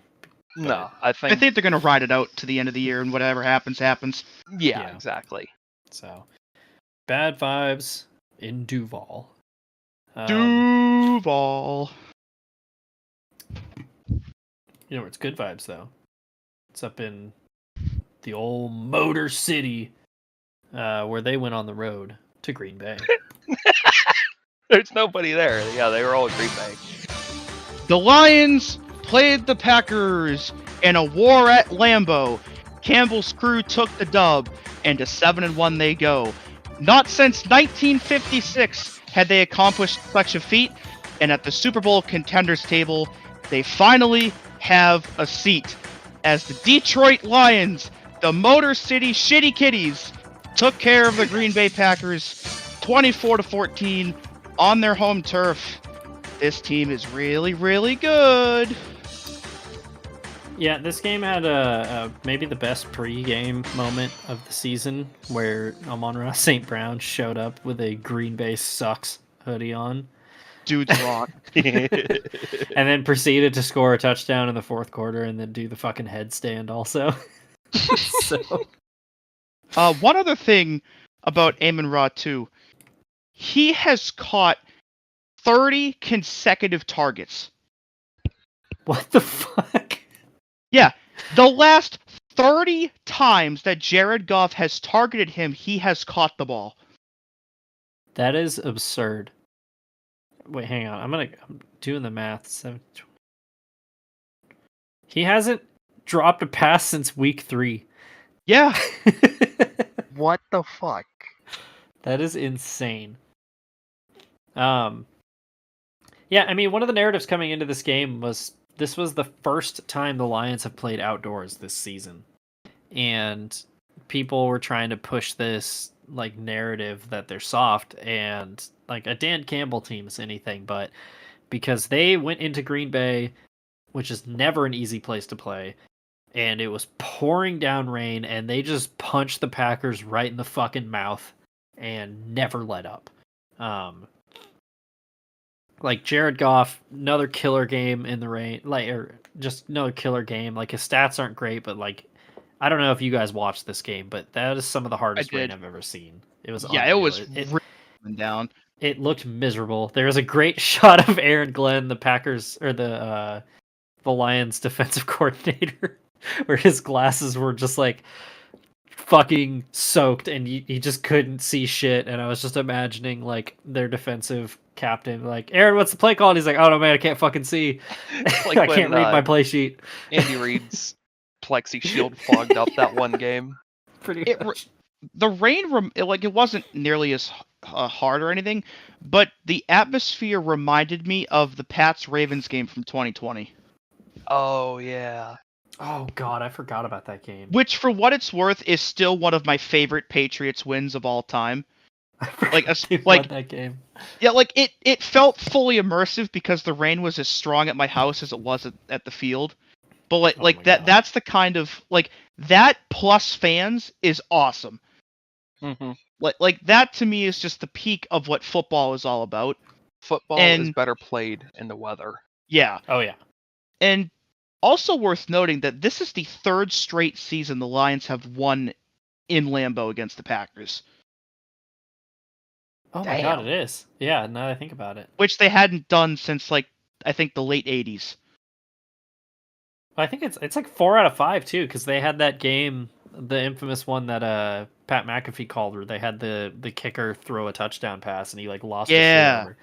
Oh, it was just like a bad Packers team at the end of like Matt Patricia's run, and then they just punched the Packers in the mouth at home for some reason.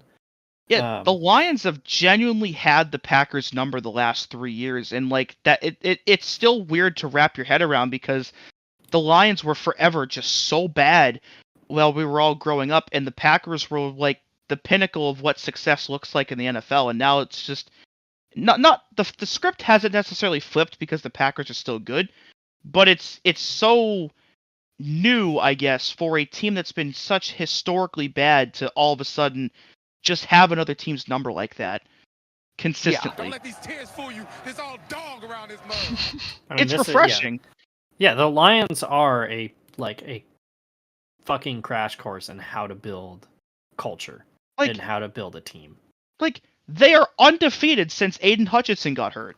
Like, their best defensive player snapped his leg in half and is gone for the year, and they haven't skipped a beat without him. They got better. Yeah. Yeah. They replaced him and they got better. More on that later. That's Um, unbelievable. yeah, I mean, and I feel like this point's been beaten to death, but like Dan Campbell knows the Lions, right? He was part of the 0-16 Lions. No coach they were going to interview was going to know what this team and the city is all about and what they've gone through. And like, this is just a fucking prime example of how to build a winning culture from the ground up. And this is the blueprint for everybody else in the league. Because lest we forget, when he got hired, his whole thing was like, we're going to be tougher than you and we're going to fucking bite your kneecaps and we're going to, you're going to punch us in the face and we're not going to be phased. And sure enough, like, what team is more resilient and tougher than the fucking Lions? You know, this team that has Jared Goff, a quarterback who's always been derided for not being able to play in cold weather, and they play indoors and they went into Green Bay in the rain and punched him right in the fucking mouth. Like, this team is for real. They're different. Yeah, they genuinely, like, I still remember back in 2022 when they were like, that was, you know, they finished 9-8 that season, but they were sitting at like 2-7 at one point. And I remember telling my dad, I was like, if they can figure out how to play defense, this team is going to be special. Like, Dan Campbell is building something truly special up there. Yeah. And it's a joy to watch. Shout out to Brian Branch, too, for flipping off the crowd at the end of this game. Oh, yeah. After he got ejected. Yeah. Yeah. Make God. it count. Get your money's worth. God. Yeah, Lions are 7-1, and yeah, the Packers are still 6-3. They're still a very good team, and they'll probably make the playoffs. But you know, I can see this already being a divisional round rematch. Yeah. Oh, I could see it. Yeah. This Oh, could be God. a rivalry that gets really ugly in Like, the next year or two. It's always been one of the historic, like, tougher rivalries in the NFL, but it's almost been looked at the same way that, like, Notre Dame and Navy is, because one of them just has always beaten the fuck out of the other one, and it's always taken some random dumb shit every 11 years for the other one to feel something special. And Mhm. now, finally, there's a consistent flow of good vibes, good aura, and good football from the little brother, and all of a sudden the big brother's getting what it's been had coming for the last, like, 30 years. And it's Yeah. incredible to see. But Big Brother's not going down that easily, though. This is going to be something special to watch over the next, like, 4 or 5 years. Oh, definitely. Well, there's one other team in this division that's also not going away quietly, and they play up in Minneapolis.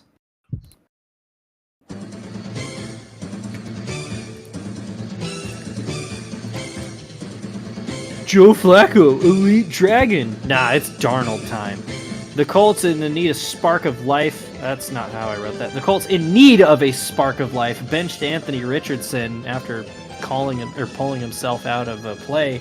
But it didn't matter because the Colts never entered the Vikings red zone, and Sam Darnold put to a rough middle stretch of this game behind him to win 21-13 in a game that just, like we've said multiple times, not even nearly as close as the score suggests. This was I get the benching of Anthony Richardson, and I'm not gonna sit here and say like, oh, you made your point, you should have played it, because like I think people forget just how bad he's been. But if Joe Flacco's gonna struggle against this defense, then imagine how much worse it could have been Mhm. if it was the other guy. Yeah, and it sounds like this is going to be like a 1-week benching and he starts again next week. Like, the way that they've been Yeah. phrasing this is that it's going to be Joe Flacco's job to lose for the rest of the season. Which, for a guy that you took 4th overall a year and a half ago, is a major indictment to the long-term trajectory of his career. Yeah, well, If you think about it, he's Oh, go ahead. only played like 20 even college level games. Like, at what point do you cut your losses and figure out that he's just not your man? Well, I think it's going to be this offseason. Because that's the thing we talked about last week, where it was like he needs experience because he just has so little. But how do you get experience? It's the complete opposite of Bo Nix. And a big problem of this too is like Shane Steichen go to the playoffs because he has a very good roster and he wants to keep this job long term so he can develop Anthony Richardson, right? Like most coaches, they get hired with like a 3-year cycle, and you don't want to be going into year 3 still looking to get there. So it's this really tough situation where you need to develop Anthony Richardson, but he's just not at that level yet. And you have this guy in Joe Flacco who in most cases is going to be good enough to get you there. But this week was just a nightmare. Yeah. This is going to sound maybe a bit stupid, but I think this is where the NFL lacks compared to the other pro sports leagues, and that is if the NFL had a minor league system that played alongside the big leagues during the fall, that would be the perfect situation to throw Anthony Richardson in to get him extra reps while still having Joe Flacco start the meaningful games. 100%. Yeah. It would be the equivalent of, say for example, right, like the Red Sox, right? Maybe Tristan Cassis hits 230 for a month and they send him down to AAA. He rips off like a 400 batting average and he comes back and he's fine. Like, whatever the AAA equivalent is for the NFL, you can send Anthony Richardson there, say, hey, we're going to have you start 3 or 4 games down here. Here's some important reps that you're going to get that you're not going to get otherwise. And maybe in a month or 2 from now, we'll bring you back up if we're out of the playoffs, and you can see what you got then. Yeah, I mean, that's a great niche where the UFL could slot right into, Yeah, I was going to say, if it's possible, if they could get him a contract where he can play in the UFL during the spring and then continue to work out with the Colts in that time frame, I think that's the best way to develop him. Oh, yeah. Because you have to develop him. You can't just throw him in an NFL game. He's not good. No. But there's no other way he's going to learn. It really is like a chicken and egg situation where I don't know what the right answer is. But yeah, this game, even with Joe Flacco in there, the Colts were just lost on offense. They score a touchdown, but it's a strip sack fumble on Sam Darnold, which love Sam Darnold, but if there's one problem, it's God, that guy fumbles a lot. So much. But yeah, they literally never entered the Vikings red zone. Like the Vikings defense just completely shut them down. And Darnold had a rough early to miss stretch. I mean, their drive summary in the first half is infuriating. It's Darnold interception, punt, Darnold strip sack fumble, goes back for a touchdown, missed field goal, end of half. They go into half down 10-0. 7-0. You had 3 straight drives with missed field goals. It was really funny because the Colts missed one in there. And then they come out of half and it was kind of like, all right, put that behind us. Touchdown. He throws a pick on the very first play of the next drive. Wait, hang on. How do you miss 3 consecutive field goals on 3 consecutive drives? You play in a dome. Yeah. Will Reichert had a rough one. Oh, yeah, and God. More on him later. He was dealing with some kind of leg injury, if I recall correctly. Yeah. But he rallied. He makes, his 2-point afters. There's also, right after the Vikings' second touchdown, the Colts throw an interception. Darnold throws it right back on the very next play. And the Colts got a field goal out of it. Yeah. And then in the fourth quarter, they're up 14-13, and it's like people are getting a little nervous, and Darnold throws a beautiful throw to Josh Oliver for a touchdown, and that really ends it. But yeah, it got a little hairy here because the Colts defense stepped up too, but like the Vikings defense was like really the MVP of this game because it was an off night for Darnold, and they kept giving him great opportunities, and they finally seemed to cash them in there at the end. Yet But yeah. this was just such a peculiar game where it had consecutive drives ending in interceptions, consecutive drives that ended in missed field goals, and consecutive drives that ended in punts, all in the same game. Just weird. Just a weird week of football in general. I think And there's every still week 2 has more been games weird. left. Yeah. Shall we throw it over to Monday night? Well, we're missing one. We got another game. Oh, do we? Wait, which one did I miss? Rams, Oh shit, Seahawks. Rams Seahawks. Yeah. That one out of order. Actually, yeah, this might also be contender for goofiest game of the week. Wait, I already played that one. Fuck it, we're going with it anyway. The Rams beat the Seahawks in a battle out west. After starting as the worst in the division, the Rams may now be best. An overtime win got them to 4-4, and now McVay's team may be playing for more as they dispatched the Seattle Seahawks in overtime, 26-20, on one of the most gorgeous touchdowns I've ever seen in an NFL game.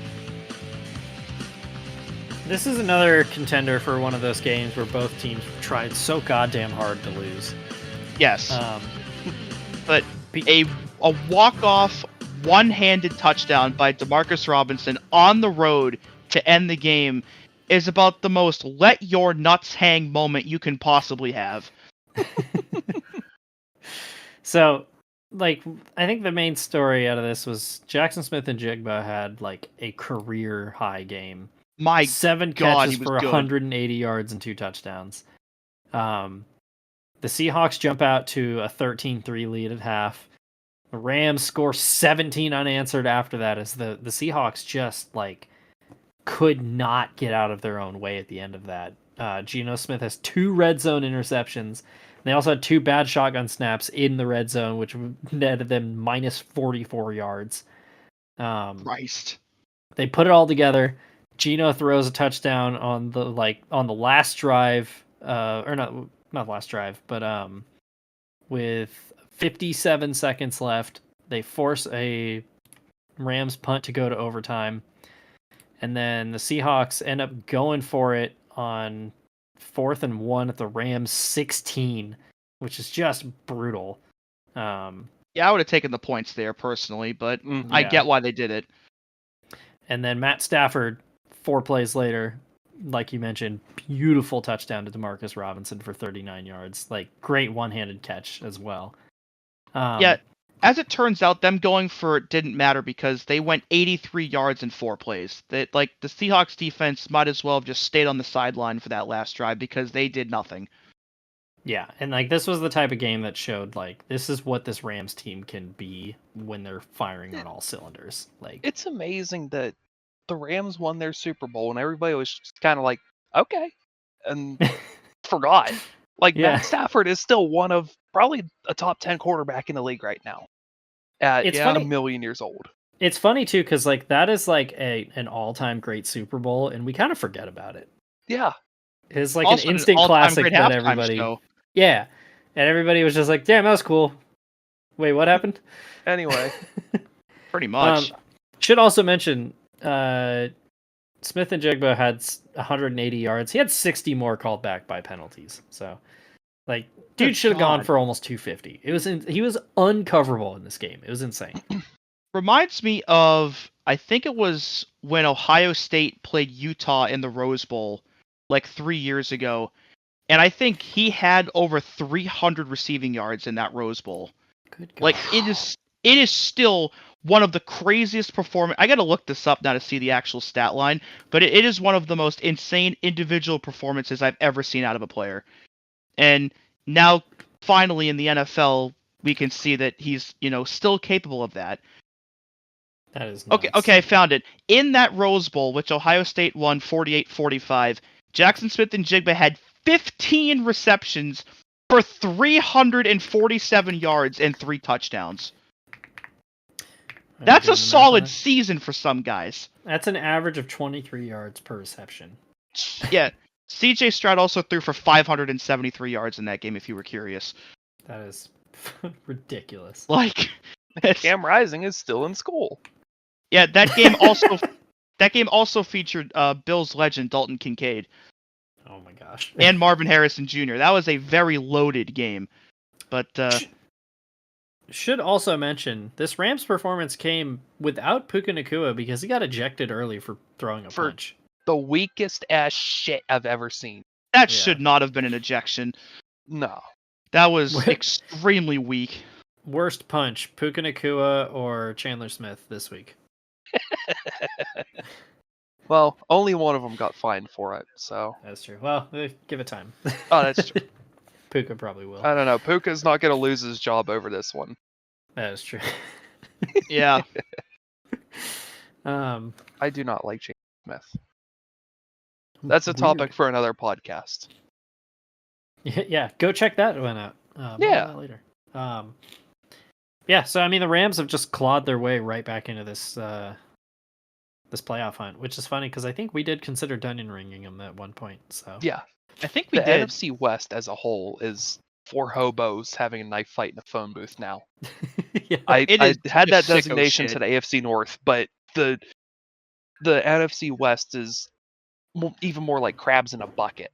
Yeah, they really are crab bucketing. Because this is like the 49ers struggling, and they're like, no, we're taking you down.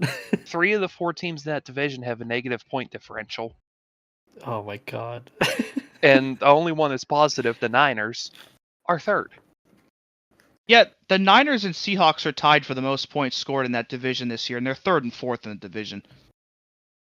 It really is Because of crazy course too. The they are. Seahawks started out 3-0. Now they've gone 1-5 since then. Yeah, I think Not this great. is becoming the Seahawks we thought they were going to be. Yeah. Yeah.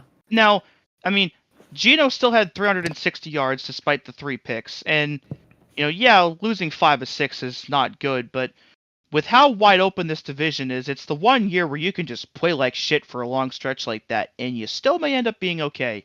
Mm-hmm. Dare Have to I remember, say? this is But Mike they are McDonald's who we first. thought they were. Yeah. This is Mike McDonald's first season. Yeah, He's Yeah, got a he- long lead. And his experience has definitely showed at points, but I don't think we're hitting the panic button at this No. point. no Not way. Not for the first season. No. So, not Colts. Fucking Rams Damn. are 4-4. Where are we, Bill? Seahawks 4. I got too excited. We're at Richmond. On to Monday night. We don't have it marked who's doing this one. Who's doing this? Are we all doing it at the same time? Is that what we're Yes. doing? Okay, hang on. Let me play the Monday night music, and then we'll do our intros. Okay.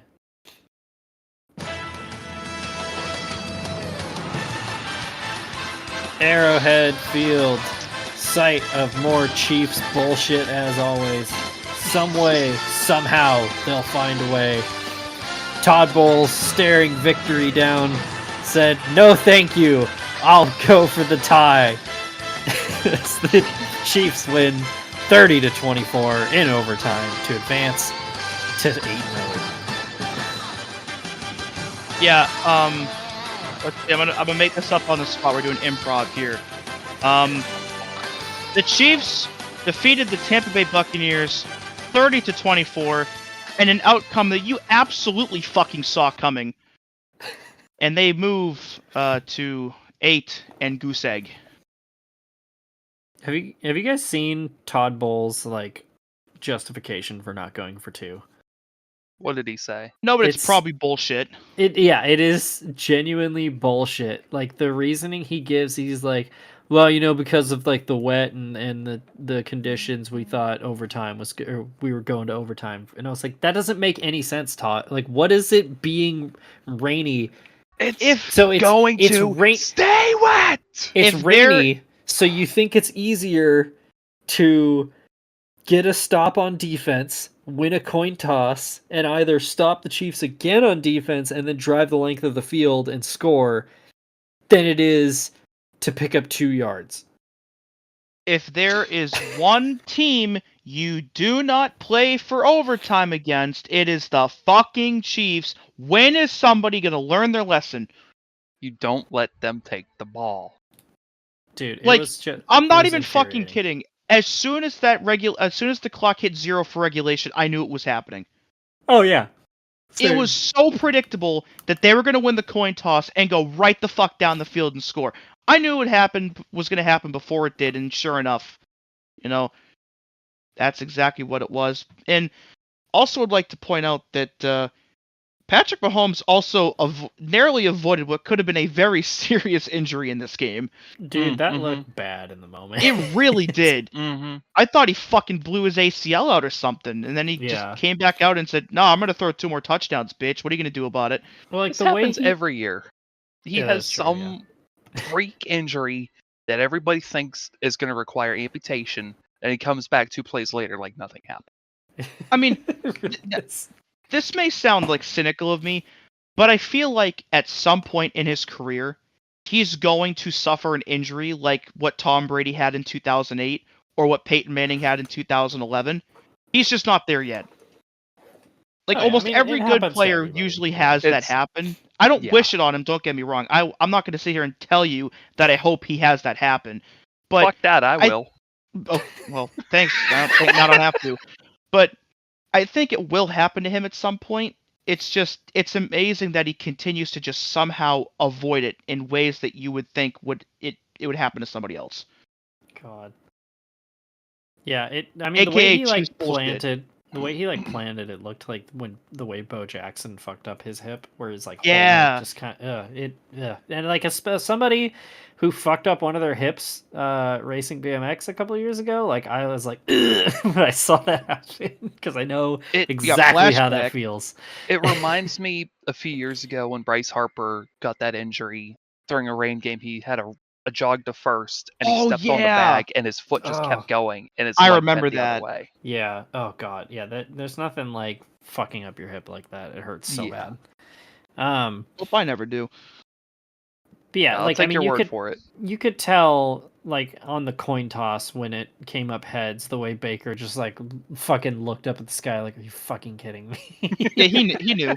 Dude, he knew immediately. He knew just like we all did. Yeah. And another note from this game too. Why on God's green fucking earth did we let the Kansas City Chiefs acquire DeAndre Hopkins? Fuck. It's just like they're playing a fucking Madden franchise, I swear. This has the same vibe as when the Patriots got Antonio Brown. Yeah. Tell me about it. But it's going to work out for the Chiefs. Well, he fucking tweeted out a picture of after he got traded of Brady and Moss right after Moss got traded there. So those are the good days, man. We're really going to let him do it again. Yeah. Shout out can't to keep getting away with it. Shout out to him too for doing the Remember the Titans dance after his first touchdown. That was a good one. That was really good.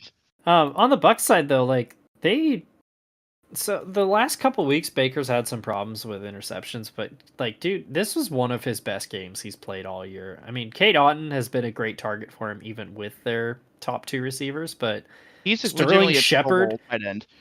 Sterling Shepard was a major part of the offense. And I mean, he was just slinging it everywhere. Like Baker had no problems moving him up and downfield in this game. No turnovers either. No fumbles. He didn't. But also, remarkable that they didn't fumble the ball either with how like shitty the conditions were for the duration of this game. It was like a genuinely good game for the Bucs. It's just like this is, I think, the toughest challenge the Chiefs have had all year. Like we've been saying all along that like all it takes is for one team to put together 60 consecutive good minutes of football and they will be able to take down the Chiefs. It's just in this game they needed 65. Yeah, basically. So yeah, and like the non 2-point conversion. Well, actually no, the whole fucking drive infuriated me, dude. They get down to the 2-yard line and Todd Bowles calls a timeout with 30 seconds left. And I was like, Todd, what are you doing? I thought they lost the game right there. Yeah, genuinely, same. I was like, you're going to score here, and then they're just going to go right down the field and get, like, it's... Like, congrats, you just left Patrick Mahomes 13 seconds to go and get a field goal, which you know he can do. Again. Yeah, again! Joe and I were watching this together, like, post-FRP, and I was just like, what are you doing? What are you doing? Dumbfoundingly stupid. I was so mad. So... It's just frustrating because like Todd Bowles is a good coach, but god damn it, is he fucking conservative sometimes. Mm-hmm. Well, that's what cost him his job with the Jets. Yeah. Oh yeah. It was stuff like So. this. And it was, like the point they kept making on Heed the Call was like, yes, he is a defensively minded head coach, but you're not a defensive team right now. You're an offensive team. Like you have an offense that is rolling and a defense that is not stopping anybody. So fucking play to your strengths and put the ball in Baker's hands there and just let him do his thing. He's gonna find a way. You can't play conservative when you're already down your top 2 receivers. Playing the Chiefs on the road, why are you playing conservative? Like, yeah, especially when you have a chance to like go up a point here, and if you think you're a defensive team, then go play tough defense and stop them. Which getting they that did. Field goal. They did play really good defense on that last drive. They limited them to only those 9 yards in the first play. Antoine Winfield almost picked off 2 passes. You know? And if they went for 2 and got that extra point, you get that 4th down stop. Congrats, you're and winner. And instead, they just played for the tie and loser. lost. Yeah. Yep. So it's frustrating, Again. but god damn it. I think their schedule gets significantly softer down the stretch, but like it's a lot like last year where they hit a really tough part of their schedule and kind of fell out of the picture and then just got hot at the end of the year and got back in. So I'm not panicking. I think they can still be a wild card, especially with like, you have the Bears are very quickly fading from the picture. And Seattle too. Yeah, them too. Yeah, the San Francisco game next week is definitely going to be a tough one, but after that, definitely looking a bit more favorable. Yeah. Oh, yeah. Giants, Panthers, Raiders, Chargers, Cowboys, Panthers, Saints. Then the season. I mean, I could see that being like 6-2. Yeah. I think you could drop 2 of those games before your season's lost. Really. Yeah. Maybe 3. I mean, maybe 9-8 It might be good depends enough on- for a wild card this year in the NFC.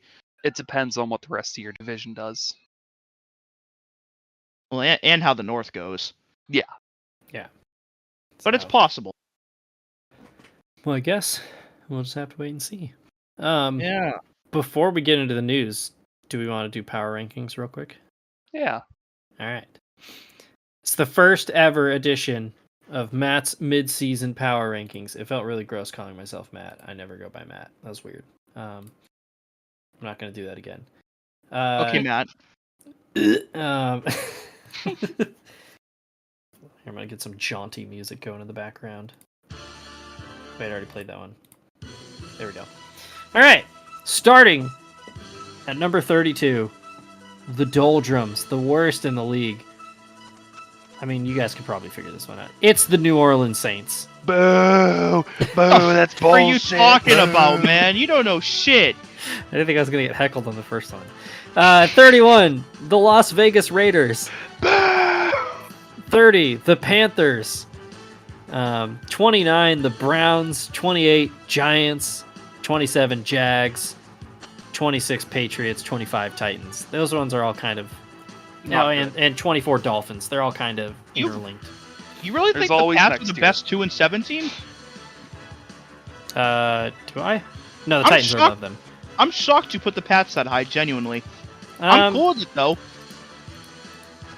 Actually, you know what? Well, I don't know. Maybe I'll change it next time. They're my power rankings. Fuck off. Yeah, they're your power. They're rank. mine. 23. You asshole. It's the Jets. I refuse to move them up any higher. You gotta earn it. 22. It's the Dallas Cowboys. Somehow it still felt too high. That does feel too high. Yeah. 21. It's the Colts. 34. They're below Calgary. Yeah. Cracking the top 20. It's the Seattle Seahawks. Right above them at 19. It's the Bears. Bengals at 18. Might be a little low now that I think about it, but It's a fuck little them. low. You're Fuck a little them. low. Yeah, I agree. It's the Tampa Bay Bucks at 17. Mostly just down to their losing streak they're on right now. Right above them at 16 is the Rams. Then I would not put the Rams above the Bucks, but I get why you did. Yeah. We get the Chargers at 15. The Cardinals at 14. What the fuck? The Broncos at 13. And the 49ers at 12. 11th That's- place. A lot of that's No, kind of past don't. minutia, but yeah, Yeah, well, they're your rankings. they even are if my they're wrong. rankings. Even Yeah, if they're no. wrong, they are yours. Fake and gay. And then the Eagles at 11, and now we've reached the top 10. The terrible 10. It's the Houston Texans. Breaking Good for top them. 10. Yeah. Yeah. Right above them, it's the Atlanta Falcons. Then it's the Green Bay Packers at 8. 7, it's the Steelers. Yeah! Number 6, our team. Number 5, it's the Vikings. In hindsight, probably too high for them. Number 4, it's the Baltimore Ravens. Number 3, the Buffalo Bills. Now comes the interesting decision. Number 2, it's the Kansas City Chiefs. And number 1 is the Detroit Lions. Joe, Hell if you're yeah. listening right now, you are not disappointed. So the Lions are the number 1 team, in my opinion, in the NFL right now. I like I that. think I would have put our team above the Vikings, but I'm with you about everything else in the top 10. I Yeah, feel when like I would have put the Chiefs lower, but most everything else seems pretty spot on. Yeah, Chiefs should be like 12. Yeah. I'd have put them around like maybe 4 or 5. Not just the like- worst like 8-0 lower- team. I'm to like start the holding the season. sign, and I'm like, "Hey, here, no, you guys are lower," and I just keep going until I'm like on the ground. I'm like, "Here, like, no, a little bit lower." Hot and cold blood power rankings. and, Almost oh, no, there. it's Warmer. like a warmer. Isn't that a fucking bit from Bob's Burgers where where Tina's like holding something and Luis is like lower, lower, and then she like puts the thing in the trash can. She's like right there. So that's my power rankings. They're bad. You should feel bad. You're bad. I do feel bad. Fuck you, pal. All right, I also feel bad. Yeah. Good. Squad. We're redistributing the fuck you from the top 1%. Ironic. Let's throw it over to the dues. Well, Tua might not be the only player in the NFL that we need to have a concussion conversation about, as Chris Olave has suffered his 4th concussion in his 2.5-year career. It's a second got- in like 3 weeks. Yeah. Like, what the fuck, man? Like, he got Austin Collied in that game. It was awful. Thanks, Derek Carr. So, I don't know if he's going to play. I would hope for his sake they at least keep him out a week, but we'll see what the protocol says. The Titans lost a pair of starters for the year, as their center Lloyd Cushenberry tore his Achilles against the Pats, and Quandre Diggs suffered a Lisfranc injury, so an already weak roster is even weaker than before. Mentioned earlier that Dak is on IR now with that hamstring injury, likely out 4 to 6 weeks. So, Cooper Rush, here's the keys to whatever shit car you can insert into this bit. A Geo Metro. There you go. The Bengals have lost Zach Moss for the year with a neck injury. Not great there. And they also lost Eric All, their tight end, for the year. He tore his ACL against the Raiders. The Browns put Jeremiah Owusu-Koramoah on IR with a neck injury. The Bills put Dwayne Smoot on IR as well. Isaiah Likely is going to be out tomorrow against the Bongals with a hamstring injury. And the Vikings put Will Reichard on IR with a quad injury. And so because of that, they signed the other Romo, John Parker Romo, to their practice squad. And he will kick on Sunday. And the Jaguars signed old friend CJ Beathard off the Dolphins practice squad. Hell yeah. I didn't know he's still in the league. I think T-Law got hurt in the Eagles game, and he's like working through to something, so just like added insurance for them with that. And then the big domino that fell that we touched on earlier, Dennis Allen has been fired as the Saints head coach, and special teams coordinator Darren Rizzi named the interim head coach. We'll see if he has enough Riz to turn the Saints season around. God damn it, I was damn going to it. make that fucking joke. Get fucked. They were not the only team, though, that made a coaching firing, as the Raiders fired offensive coordinator Luke Getsy, offensive line coach James Craig, and quarterbacks coach Rich Scangarello. So they are cleaning house on the offensive side of the ball, and they also hired Norv Turner as an offensive assistant. Good God. Norv. It should be noted also, if you're wondering why the name Luke Getsy sounds familiar, he was the Bears offensive coordinator last year. Oh, Yeah, I don't think he's going to be getting another NFL coaching job. I would hope not. At least not, Hope not, for but now. I would not be surprised. And of course, the NFL trade deadline was yesterday. Of course, the most notable thing that occurred on November 5th, 2024. And of course, we got a whole host of deals right before the clock hit zero. The Broncos traded Baron Browning to the Cardinals for a 6th-round pick in 2025, so defensive line boost there for the Cards. The Lions found a temporary Aiden Hutchinson replacement as they picked up Zadarius Smith from the Browns for a 5th-round pick next year and a 2026 6th-round pick. This might be the best acquisition of the deadline on the defensive side. Oh, yeah. I mean, it's crazy saying that pass rush is something that they needed.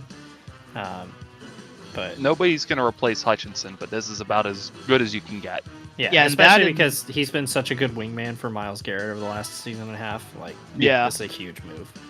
If they can keep him for next year, oh my god, those two on the field together would be ridiculous. Good Oh, yeah. God.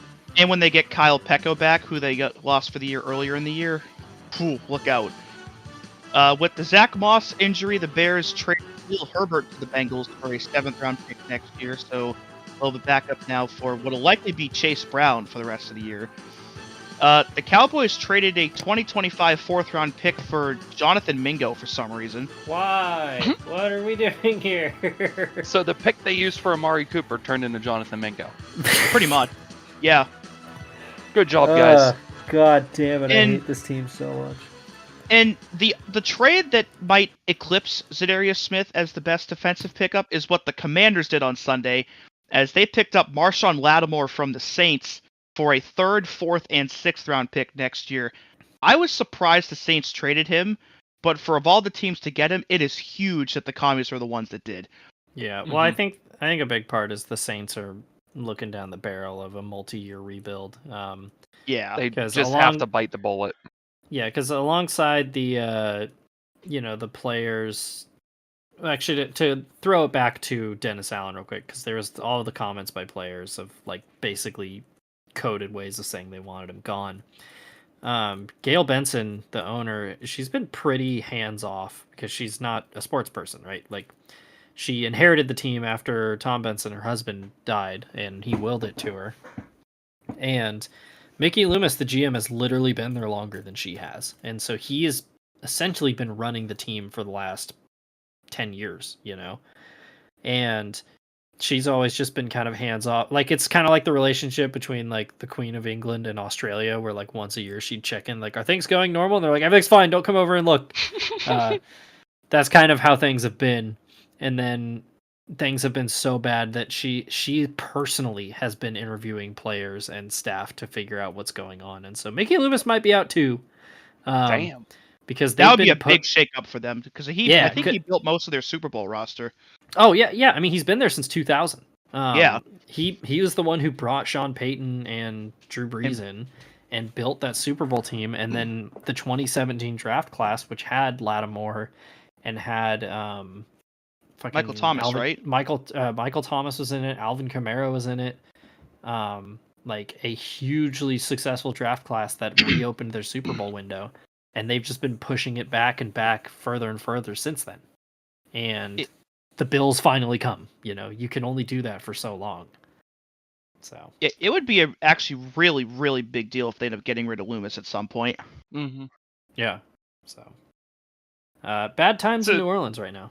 It's a shame Marshawn Lattimore won't get to talk shit to Mike Evans anymore. Yeah. That was a good beef. Yes, it was. The Steelers made a pair of pretty solid moves as well. They got Preston Smith from the Packers for about as cheap as you can get a player, for a 2025 7th-round pick. And they also got Mike Williams, who became expendable with the Devontae Adams trade from the Jets for a 5th-round pick next year. So George Pickens on one side, Mike Williams on the other. Look out, man. With a Russell Wilson deep ball, I'm going to need to call Yeah. my doctor because this is going to last more than 4 hours. Just wake up with morning wood every day for fucking Steelers offense. Welcome to The Dew, sponsored by Blue Chew. Dude, it just reminded me of The there's a Blues! fucking joke from like 5 years ago on 3 Guys Talk About Football where they were like making fun of the NFL power rankings for rating the Cowboys way too high. And the guy's like, this dude wakes up every day with morning wood for Dak Prescott. And then he's like, oh, I wish Zeke Elliott were here to finish this off. That's all I can think of. And also the Rams, who had signed Tre'Davious White from the Bills in the offseason, traded him to the Ravens for a 7th-round pick a 7th in 2026, and the Rams also sent a 7th in 2027. So if Trey White can regain his old form, that's big for the Ravens, who can put him alongside Marlon Humphrey now. Yeah, huge move for them, especially since they are making a big push now. So Yeah. And lastly, the Texans traded Khalil Davis to the 49ers for a 7th-round pick in 2026, so a bit of a depth move there. And that is the trade deadline. So a lot happened for the league that usually has the quietest trade deadline. This one was pretty active. Pretty for a good change. deadline. Yeah. A little bit biased, but I think Yeah. this is good deadline. I And think then- it sucks. And then our WTF, or What the Football moment of the week, comes from the NCAA. And if you know anything about college football, it's that mostly in the first 2 to 3 weeks of the year, a lot of big teams like the SEC teams and Big Ten will schedule an FCS opponent to beat up on to make themselves feel good. And you'll usually see scores that are about 56-3 or 71-10, stuff like that. Well, we had a score down in Division II this week where Virginia Union University defeated Bluefield State 91-0. And this wasn't a D2 school scheduling a D3 school or an NAIA school or some random junior college somewhere. This was a conference game. They won 91-0 against a fellow conference team. That would be like if Alabama beat Texas 91-0. Good God. They scored 41 points in the second quarter alone. I can see that Steven's highlighting and Googling where Bluefield State University is. Where are they? They are in West Where are we, Virginia. Bill? They are an HBCU, but their student body is 80% white. What? Sure, man. All right. But maybe it's... Wait, no, that's... In the Hang on. in this game also, they obviously scored like 12 touchdowns in this game. 4 consecutive touchdowns in this game though were an 88-yard pass, a 58-yard pick six, a 98-yard pick six, and a 90-yard pass in a row. Steven, you said it's an HBCU. Are you sure it's not a historical Blanco college university, like it's Spanish? And they use- Spanish, yeah, in West Virginia. Yes. Yeah. Yeah. I'm maybe. I mean, could be. I'm going through their alumni, and I'm seeing a lot of black people here. Whale. Yeah. And then Don't really know where to go from there. I don't really know how to transition from that, so we're just gonna just fuck it and do it. We have a triple header here also for On This Day in Football History. A very important day is November 6th.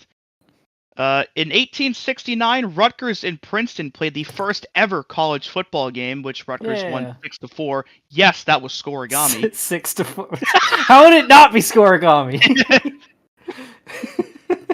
1869, John Boyce is punching air right now.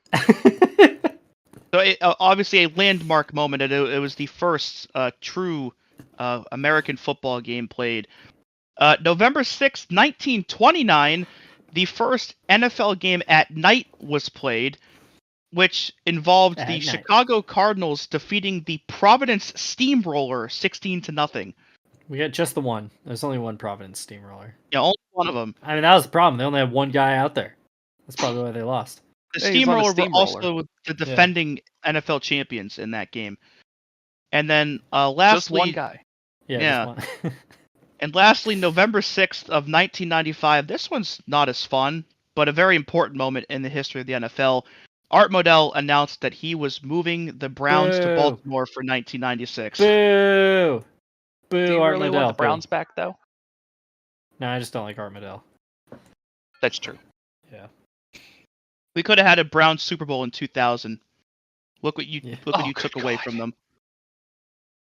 Ray Lewis continuing the And heritage As of such- likable Browns players.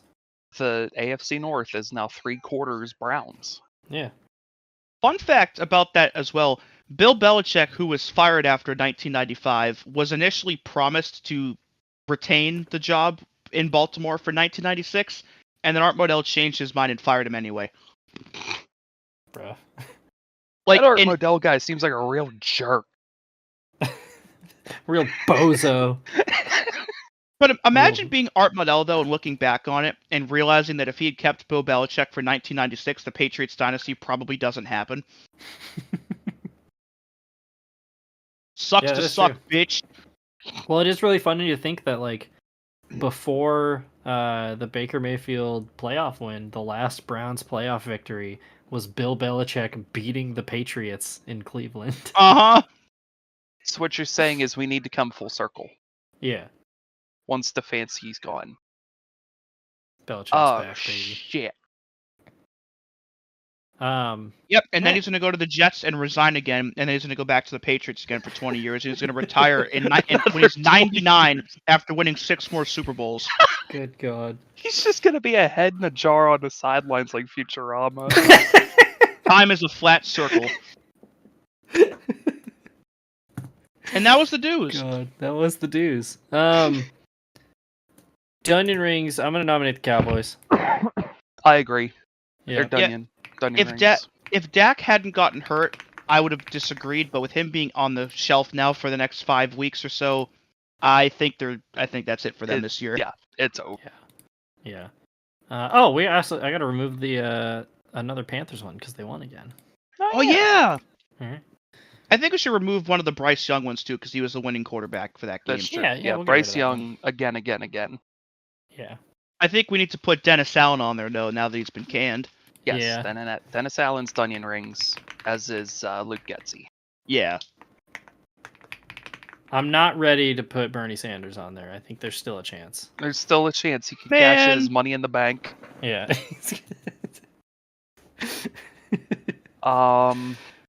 Christopher Bell is Dunyan rings.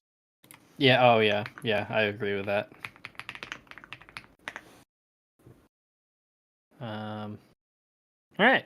Yeah, I think that's a pretty good week 9. Yeah, it looks good. I think we might be able to put the United States on Dunyan rings.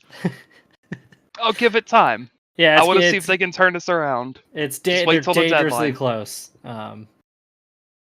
Yeah, we'll see. I'm not well, ready for our rebuilding period. Yeah, we've been pushing it down the road for way too The long. draft really does not look promising. Yeah, because the ones that are gonna get drafted are us. And they're getting rid of the transfer portal. So, I mean,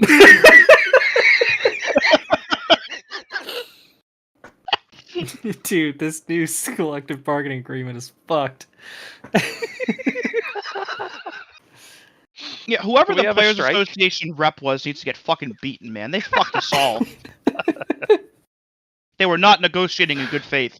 I need a new agent. I'm requesting a trade.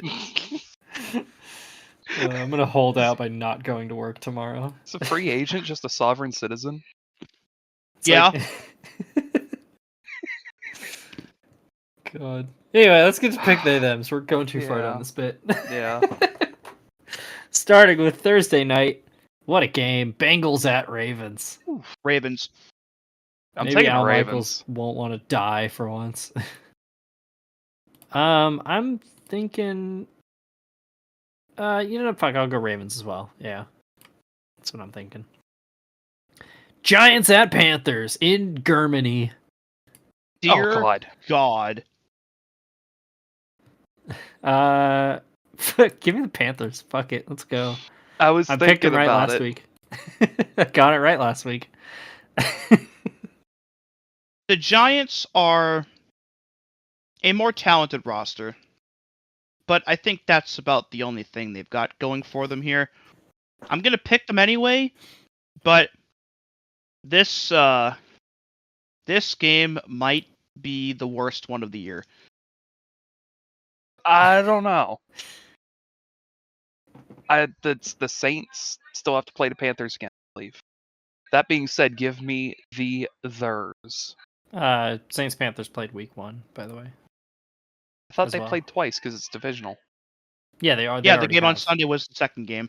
Oh, I'm thinking Raiders, Saints. Never mind. Oh, yeah, that's later in the season. Yeah. Okay.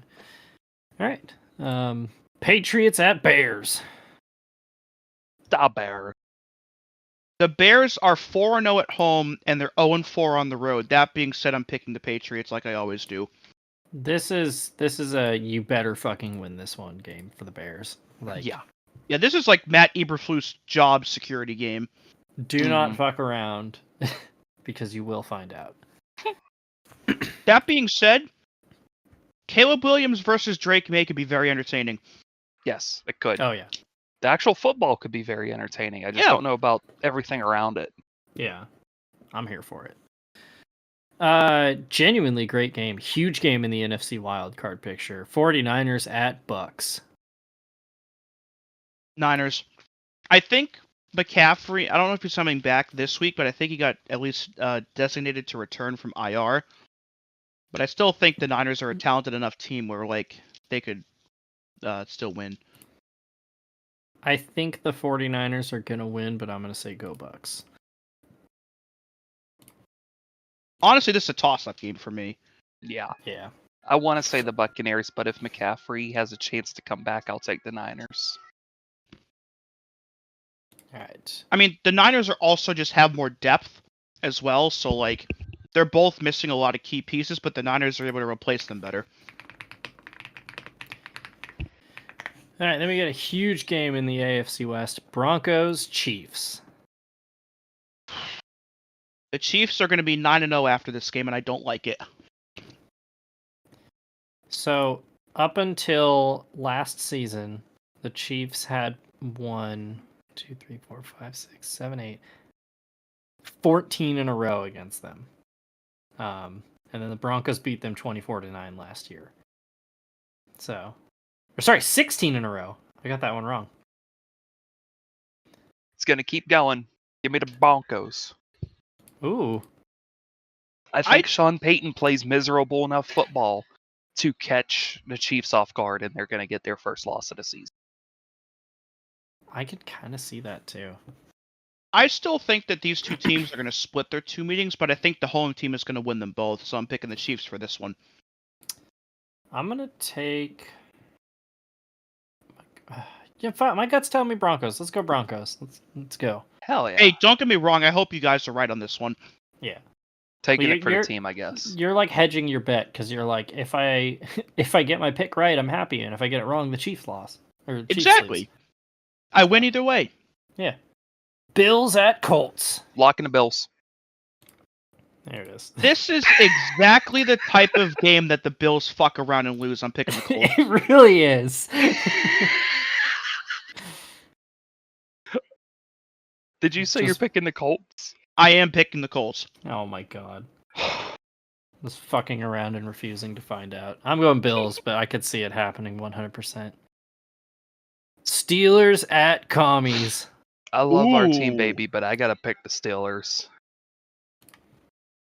Unbelievable. This also has Game of the Year written all over it. It really This does. is going to be Yeah. fun. Crazy to say. Go Commies. Go I Commies. will be declaring my allegiance for our team. Hell yeah. Vikings at Jaguars.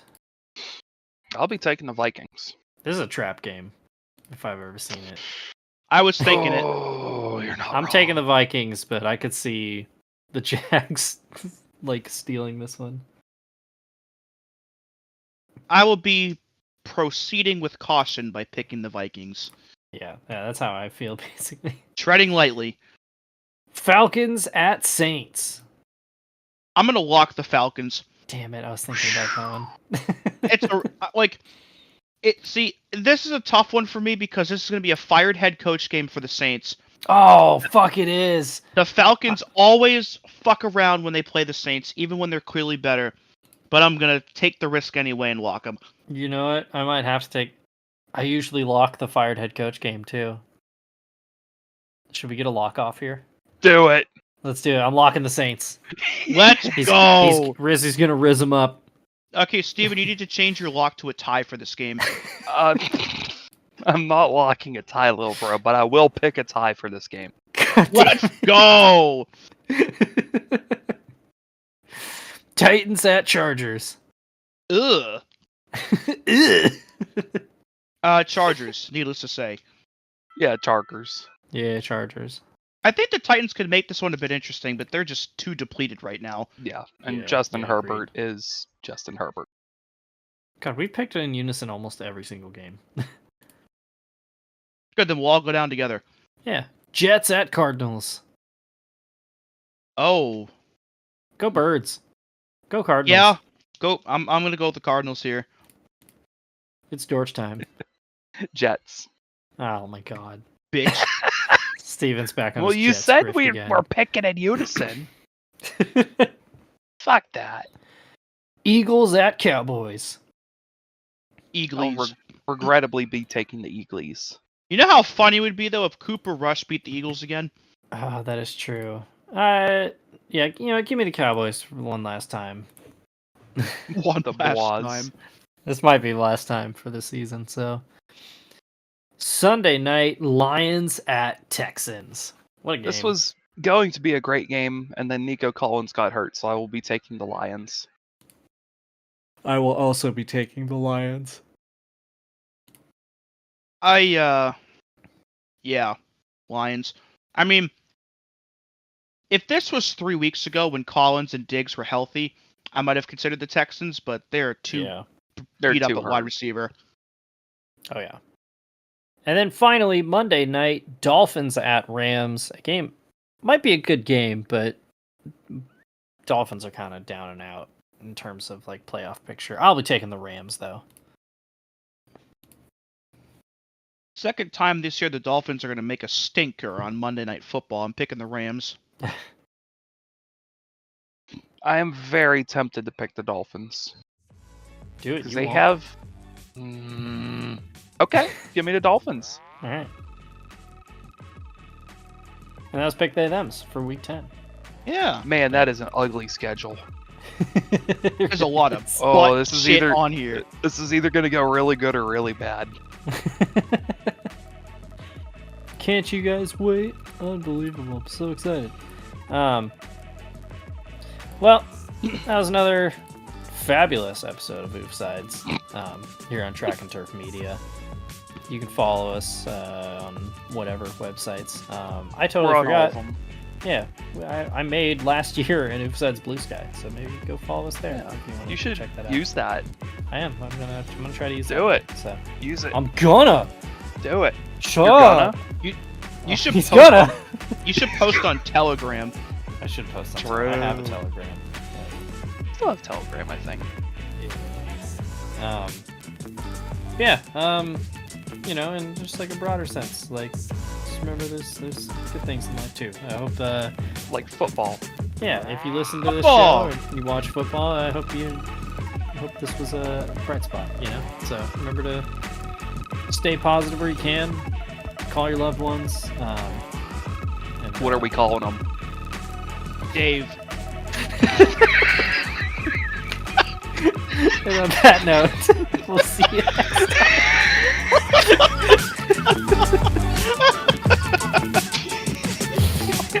Fuck. I'm gonna top that one. Ah, shit. Jesus Christ.